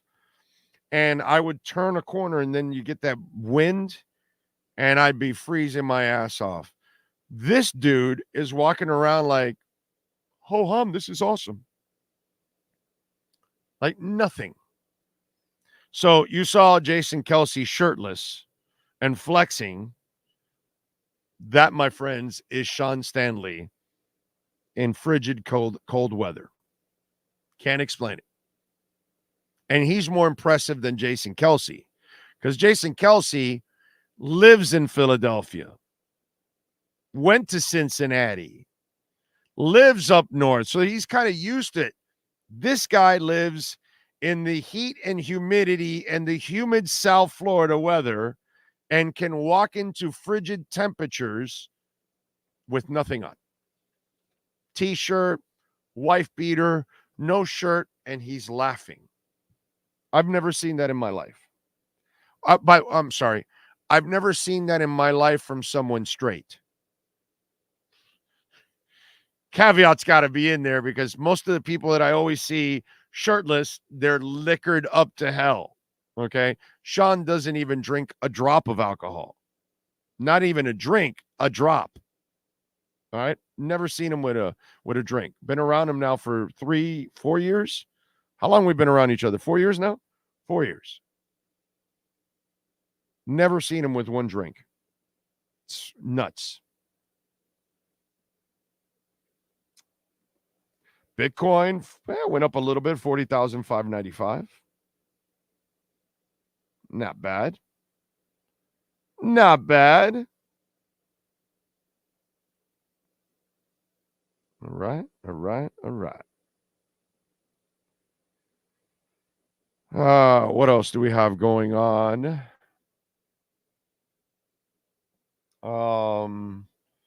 Giselle was a self-proclaimed witch. Maybe Taylor Swift is too. Tua can play the game. I like him as our QB moving forward. He just needs to clean up. Yeah, the turnovers. That's where I'm critical of Tua this year. Unacceptable, his turnovers. He better clean that shit up next year. Because if not, I'll be very critical of Tua next year if he doesn't clean up those stinking turnovers. But I get it. I don't condone it, but I kind of get some of his frustrations on what's going on with this crap. Z-Fan says, that's right, Big O. You don't tug on Superman's cape, you don't spit in the wind, and you don't definitely pull on the mask of the Lone Ranger, and you don't mess around with Mahomes. Amen to that. You're a fool if you're doing that. Remember, Cash App or Venmo, Cash Big O Show. That is Cash Big O Show, Cash App or Venmo. And you can make a Bitcoin donation, which right now, a Bitcoin donation at a dip. Woo, doggy. That's a sweet donation. You and I are friends for life if you make a Bitcoin donation right now. Okay? That definitely gets me in there. Tom Pelissero reporting, three-time Pro Bowler Zach Ertz is joining the Lions with a chance to win a second ring. Wow, he can sign now? Wow. Laporta, and we don't use the tight end, and all they do in Detroit is add tight ends.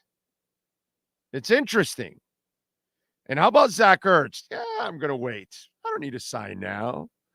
I'll wait till the second round. I'll wait till the third round. I'll wait till the conference championships to join the team. That is awesome.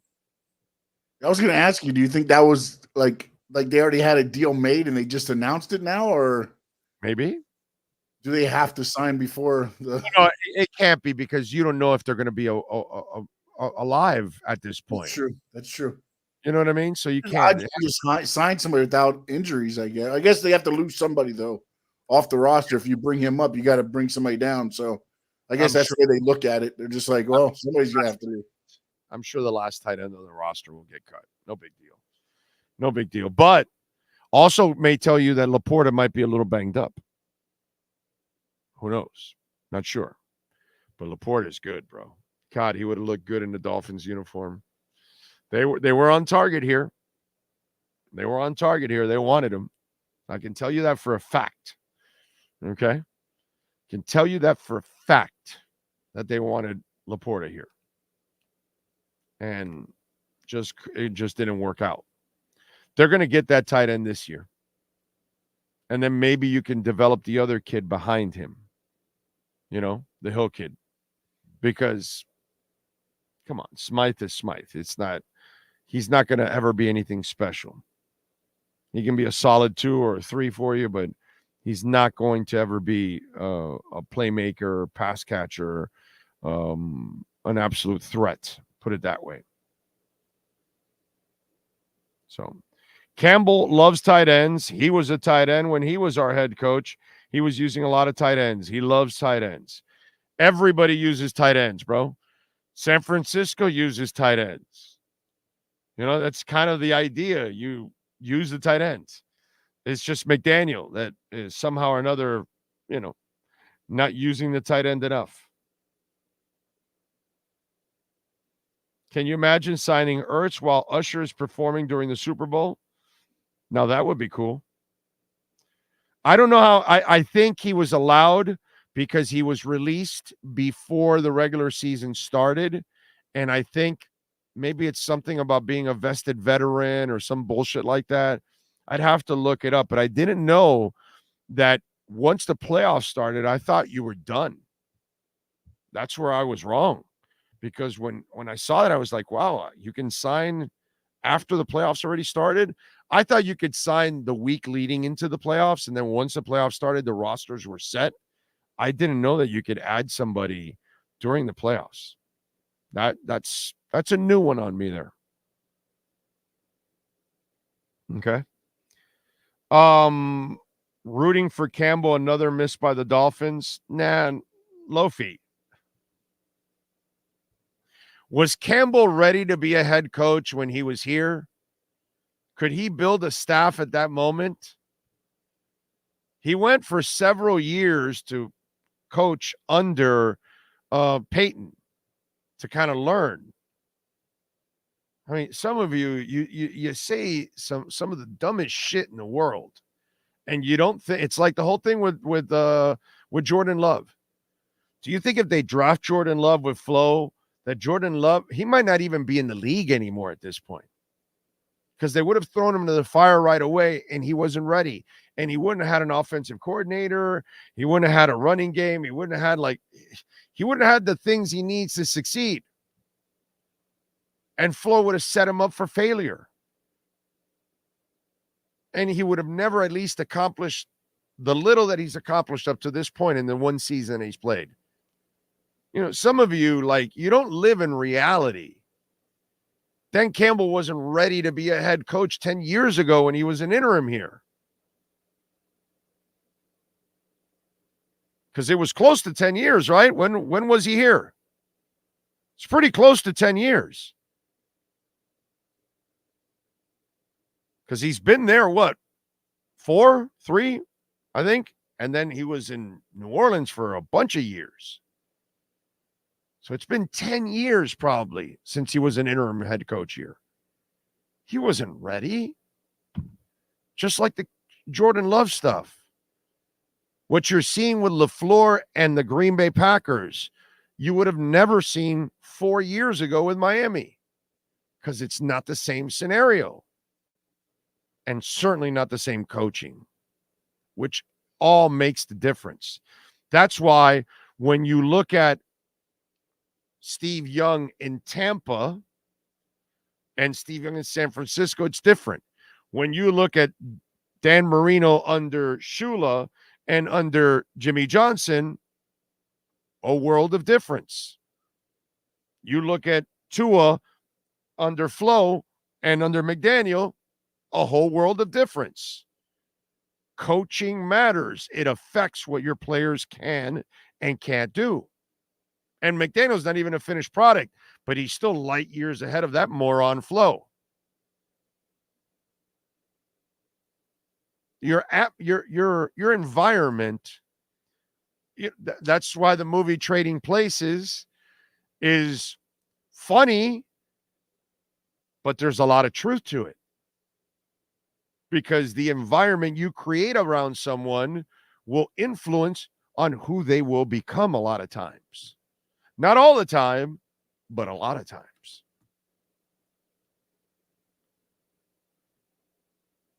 So saying stuff like that, like, oh, well, we missed out on Campbell. Dude, that was 10 years ago. He was a different person at that time. What year was it, Sean, that he was here? Do you know?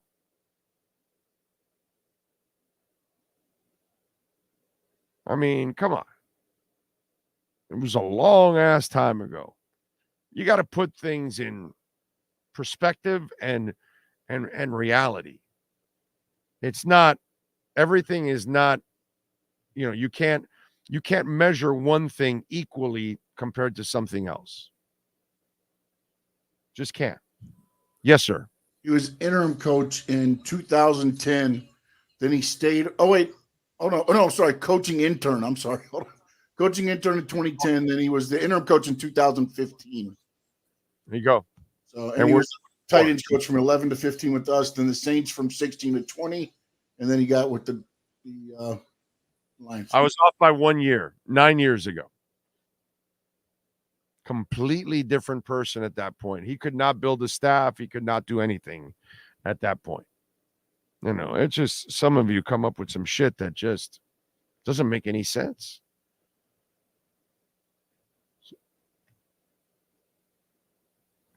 Anyway, reality is we need an upgrade at tight end, wide receiver 3, center, and tackle. Running back that can run between the tackles would be nice. We're just not good enough. Not yet. Better coaching, too. Better game day coaching. McDaniel will have the hot seat next year, Frankie, as I've mentioned many, many times. I don't think he's on a hot seat now, but next year, that seat will be burning if it's the same shit. Watch. You will see. Watch by the end. I hope that's not the case, actually. I hope he figured it out.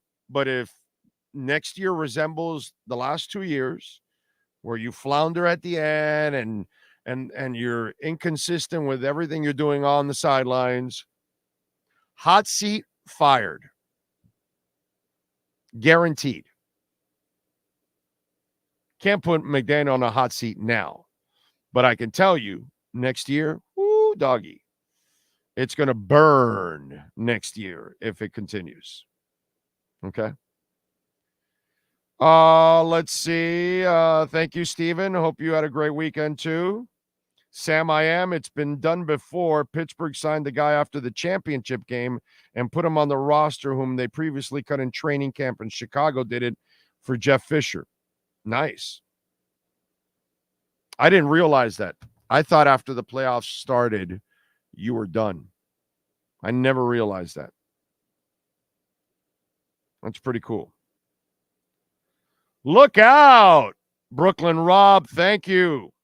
A little Bitcoin love. Appreciate you. Yeah, baby. Rob knows the way to my heart. Little Bitcoin love.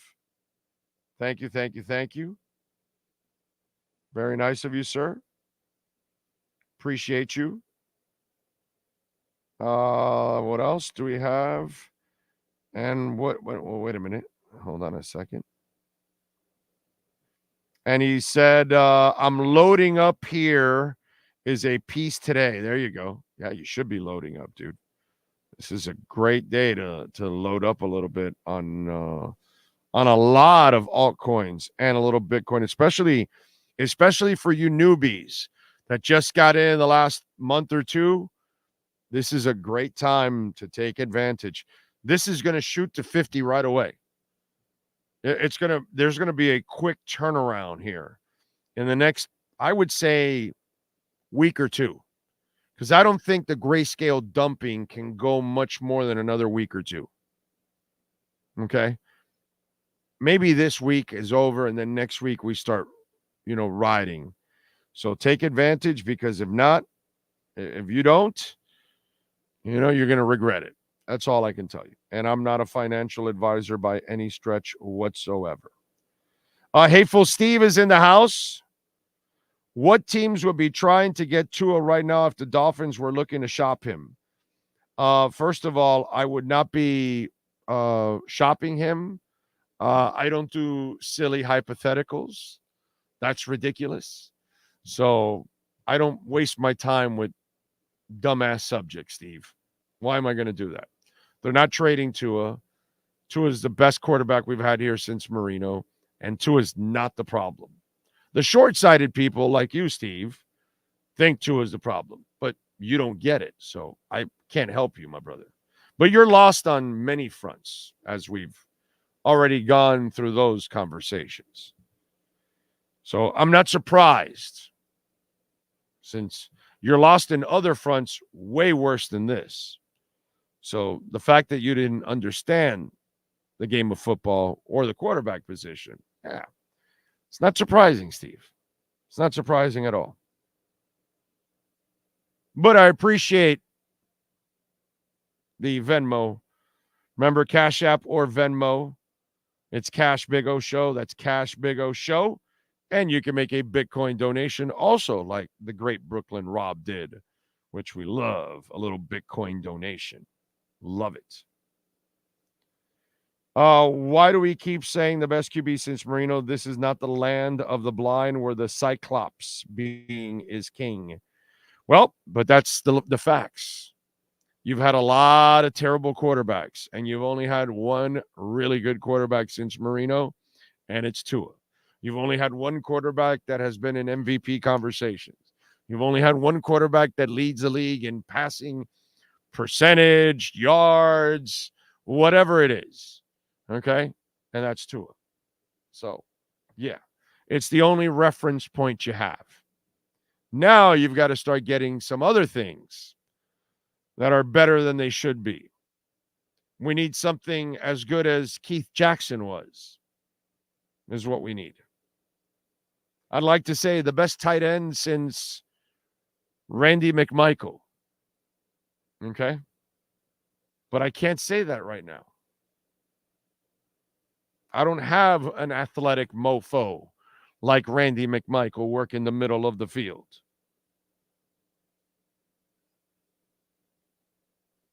Big O, do you think we will be able to offer Connor? Yeah, Connor will come back. Connor and Hunt will come back. Plenty of money will be off the books. X will be off the books. They'll do it a June release. Wilkins will be off the books. What's it called? Cedric Wilson will be off the books. They're going to clear out so much money. They'll be fine. And then Tua will get a new deal, and they'll rework the fifth-year option and free up $15-20 million out of that also. They will have more than enough money to adjust. As I told you, don't allow the media to create FUD, fear, uncertainty, and doubt. Okay? They have all the flexibility that they need this offseason. As I've told you, they've got 2 more years left, the 24 and 25 season. After that, things will get mighty ugly. Okay? Unless, and even that they will be able to overcome. Hard, won't be easy, but you'll be able to overcome it if, ladies and gentlemen, if you knock it out of the park with a whole bunch of your picks. Because then you can then make you can have an easier transition if you're hitting on picks, and maybe even like they normally do, also find some undrafted players that can help you also in the process. So, Anthony Campos, Big O, in our lifetime, if you had a crystal ball, Lions Super Bowl win, Dolphins Super Bowl win, Kings NBA title, or Hawks NBA title, you choose. Come on, Anthony. It's not even a question, bro. I don't go against my teams ever. I'm always going to pick the Dolphins. That's not you're supposed to say Dolphins and Panthers and Canes basketball title. Like, you're supposed to put the teams that have never won with the Dolphins and then see what I would pick. You know what I mean? Something like that of local teams. Because you can't give me Heat Dolphins because the Heat have won titles lately. Dolphins haven't won anything in 50 years. I got to pick the Dolphins. You know what I mean? So, yeah. We have a lot of young people that deserve a championship, man. So, we need to stop wasting our roster spots on draft picks that never see the field. Tyndall and Cam Smith need to be contributing significantly on the roster. Need a real heart to heart with Fangio. Moynihan, first of all, Cam Smith has only been here 1 year. Okay? You can already be very disappointed in Channing Tyndall. Now, here's the problem with Channing Tyndall. He was drafted for another defense. So now you change defenses, and this guy might say, yeah, he doesn't fit what we do. So, that's the part I can't hold against Channing Tindall, but you can be disappointed in Channing Tindall. Cam Smith it's way too early to be disappointed. Anybody that is going crazy over Cam Smith not playing in his rookie year, you're just silly. You're just ridiculous. Got to let it go, man. Let's see. Skyler was there in KC. I don't know. Once I started with Skyler, I will skip already. What else? Tua is going to have to be able to play in December and January against the Chiefs, Bills, Ravens. If we ever want to win a Super Bowl, only path to the Super Bowl is beating those guys on the road most years, considering Bills. Well, maybe start running the ball. Maybe get lucky and stay, a little healthier. That would be nice. Maybe if Tyreek would hold on to the football, you'd win more games. Maybe if Waddle hung on to the football, you'd win more games. I mean, just alone this year, you would have won a 12th game if Tyreek hangs on to the ball against Kansas City in the first game.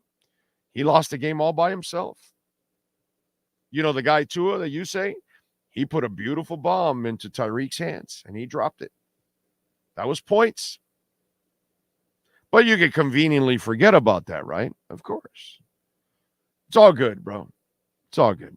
It's always the same shit. Nothing ever changes with most of you. Big O, can we trade Tua for Gus Frerotte? These Tua trade talks crack me up. Yeah, it's pretty stupid. Ethan Bonner had more time on the field than Cam Smith. Yeah, Ethan Bonner's a veteran. Right? How long has he been in the league now, Ethan Bonner? Is it 2 years? What's he bounced around? Let's see. Does he have a... Let me say, Ethan Bonner. What do we have here? Stats. It's only Miami. Is this his rookie year or is this a second year? What is it with Ethan Bonner? He's only got game time, so I don't know if he was on any other roster before this. Because they got him from another roster. Was he a practice squad player? Because I know he helps out on special teams, but Cam Smith doesn't help out on special teams. So that doesn't help out. Let's see. Oh, come on. There we go. Jesus. This thing is slow. Where's Mr. Bonner? Where is the Bonner man? Oh, they've got him already back on there. Anywhere else. Yeah. Looks like he's unrestricted, like a rookie. Yep, that's it. Just Miami. I'm looking at it here. His player history is only in 23 and 24 with Miami. So he got a little time in front of Cam for special teams purposes. That's about it. What are you going to do, bro? Lots of rookies don't make it early on, and he's just the guy that didn't make it. But I can't overreact over rookies. I've seen tons of rookies not play and not get it. And then eventually this same guy that's complaining about him is the same guy that said Austin Jackson couldn't play. The same shit. You're all the same idiots. The same ones that say Tua can't play, same people said Tua can't stay healthy last year. It's the same thing. You're all the same phonies. You're the same absolute idiots. Always. It's always the same thing with you guys. Nothing changes. I can't help you guys. I'm not here to convince you people. You know what I mean? I'm not going to give up on Cam Smith because he had a shitty rookie season. You know what I mean? I didn't give up on Austin Jackson. Well, actually, no, I did. I did give up on Austin Jackson, by the way. By this offseason, yes, this past offseason, I had already given up on Austin Jackson. 3 years in. And look. And that's 3 years in. And I gave up on Austin Jackson. I was pretty much, that's it. It's done. It was training camp. I remember. It was training camp. I saw the one-on-ones. He got abused by Phillips and one other guy. And I was like, and I mean, he whiffed badly. And I was like, this guy never learns. I remember it was in training camp this year. At one point, I was like, I'm done with this guy. And then that was his low point. That's when he started to turn around. Oh, now you gave up on me. Oh, okay. Now I'm going to prove you're wrong. But I don't do that. I don't give up on players after 1 year. Tyndall. Okay. It's 2 years. He's done nothing. He's absolutely useless. He can't even be a special teams player. He can't even be a stud special teamer. Now, Tyndall, I have no problem with. But Cam Smith, I'm not doing that to him. Not doing that. You know, I get it. A few years down the line, I waited 3 years to give up on Austin Jackson. But a year? It's ridiculous to give up on a player after a year. Come on, man. They're babies. Haven't done anything. And you know what? Austin Jackson was even younger than all these other guys when he came into the league. And we never take that into account. The problem is that you have the egg monogamy thing, so you think everybody's egg monogamy. And that's the shame. Yep, Austin was 20, Chris, when he got here. I think the whole Austin Jackson thing is an aberration. He went back to sucking after he got paid. He played well, dude. I'm not sure what you're talking about. Everybody has a couple of bad plays. That doesn't mean that he played bad. He's turned himself into a heck of a player. Dolphins will need to hit on their first and second round picks in this draft. An O lineman and a D lineman need to add next season as rookies. I don't have a problem with that.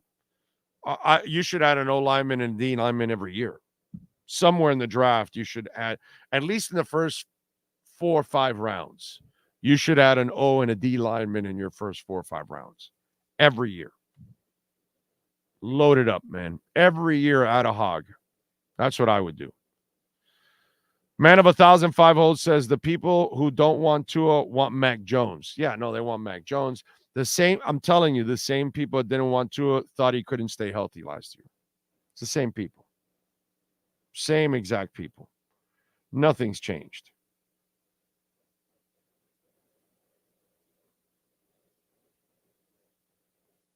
All right. What else do we have to talk about? I think that's about it, actually. I think we're done, ladies and gentlemen. I think we're done, unfortunately. No more questions. I think it looks like we good. I appreciate all of you out there. We thank Michelle Kaufman. Tomorrow we will have Cam Wolf. What's it called? David Furonis will join us. Manny Navarro. Wednesday we'll talk to Matt Verderam. He's happy because the Chiefs have moved on. Ira Winderman will join us also on Wednesday. He'll join us at 10:30.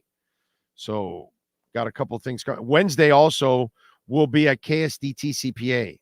So we'll be there hanging out, having some fun. John, thank you for the love on the super chat. Very kind of you, sir. Thank you for supporting us. And please support our amazing sponsors. John says, the era of the mobile quarterback has allowed people to forget that the guys who won the most weren't that mobile. I think that's gotten to us. Yes and no. I think the people that never believed in Tua, great example. Okay. Hollywood, I love you at QAM, but I'm going to use you as a perfect example because you are a perfect example of our moronic fans. Okay. And I do this all with love. I really do. Okay. But I heard him say last year, Tua will never stay healthy. Okay. And I heard a bunch of you say the same thing, which was stupid then. And then I told you what he had to do, that it had nothing to do with him being injury prone. It had everything to do with him not playing smart football and holding on to the ball. Okay. So the same absolute idiots that said that are the same absolute idiots that didn't want Tua from the first place. Too short, noodle arm, plays too much golf, whatever it is, any of the stupid things.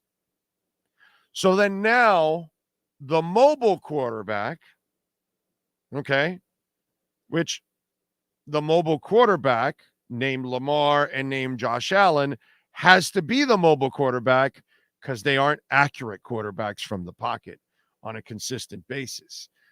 But don't leave that part of the equation out, because the moments that you might keep them in the pocket and you need that real throw, it's not going to happen.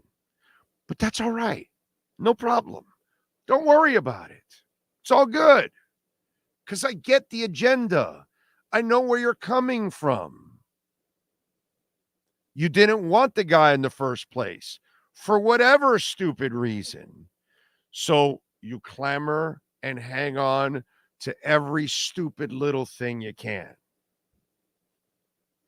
Because there aren't a lot of mobile guys like Pat Mahomes that actually can stay in the pocket and kill you with accuracy. Because Lamar Jackson can't kill you with accuracy, and neither can Josh Allen. And it's constantly proven. That's why they've got to run. But don't leave that out of the equation, because it doesn't help your argument. What helps your argument is you just need somebody to run. Because, of course, Tom Brady ran to all those titles. Matthew Stafford ran to his title. As always. But let's just compare it to the one guy in the league that actually can run around and can be deadly accurate from the pocket. But there's only one on the planet, but let's make it sound like everybody else has it, because Josh Allen is so deadly accurate from the pocket. And so is Lamar Jackson. My God. Oh, and so is Jalen Hurts. My God, they are so deadly accurate from the pocket. Maybe there's a reason why they have to run. Did you ever think of that? No, of course not, because it doesn't help your argument.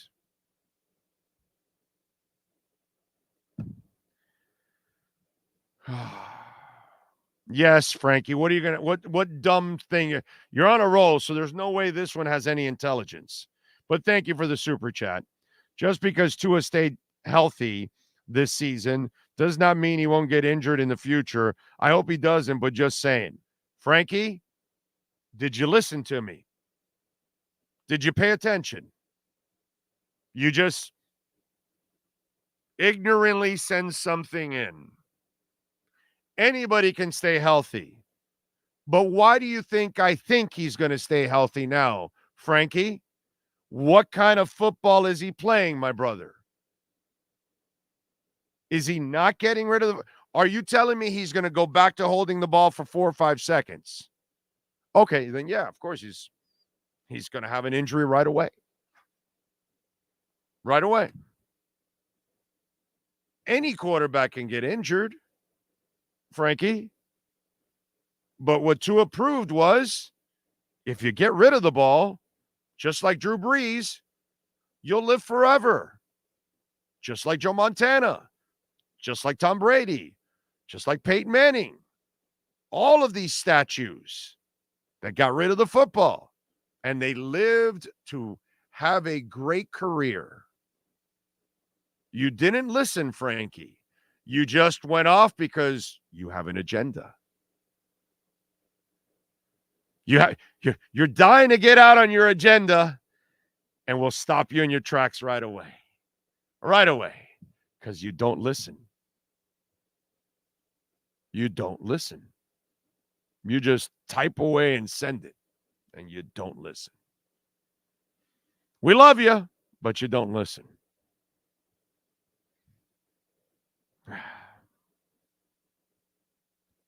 Big O, I always dislike any QB from Bama, but unfortunately he came to the Dolphins. I just have to root for him. Do you really dislike Bama or do you dislike Saban?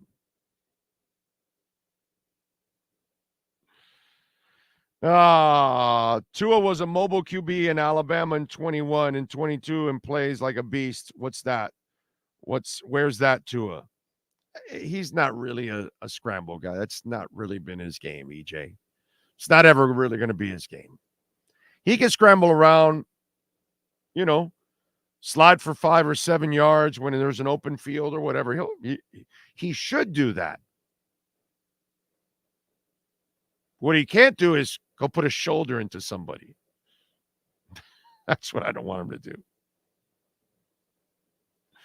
Anyway, appreciate all of you out there. We'll see you tomorrow. Same time, same place. Oh, wait. Same Tua channel.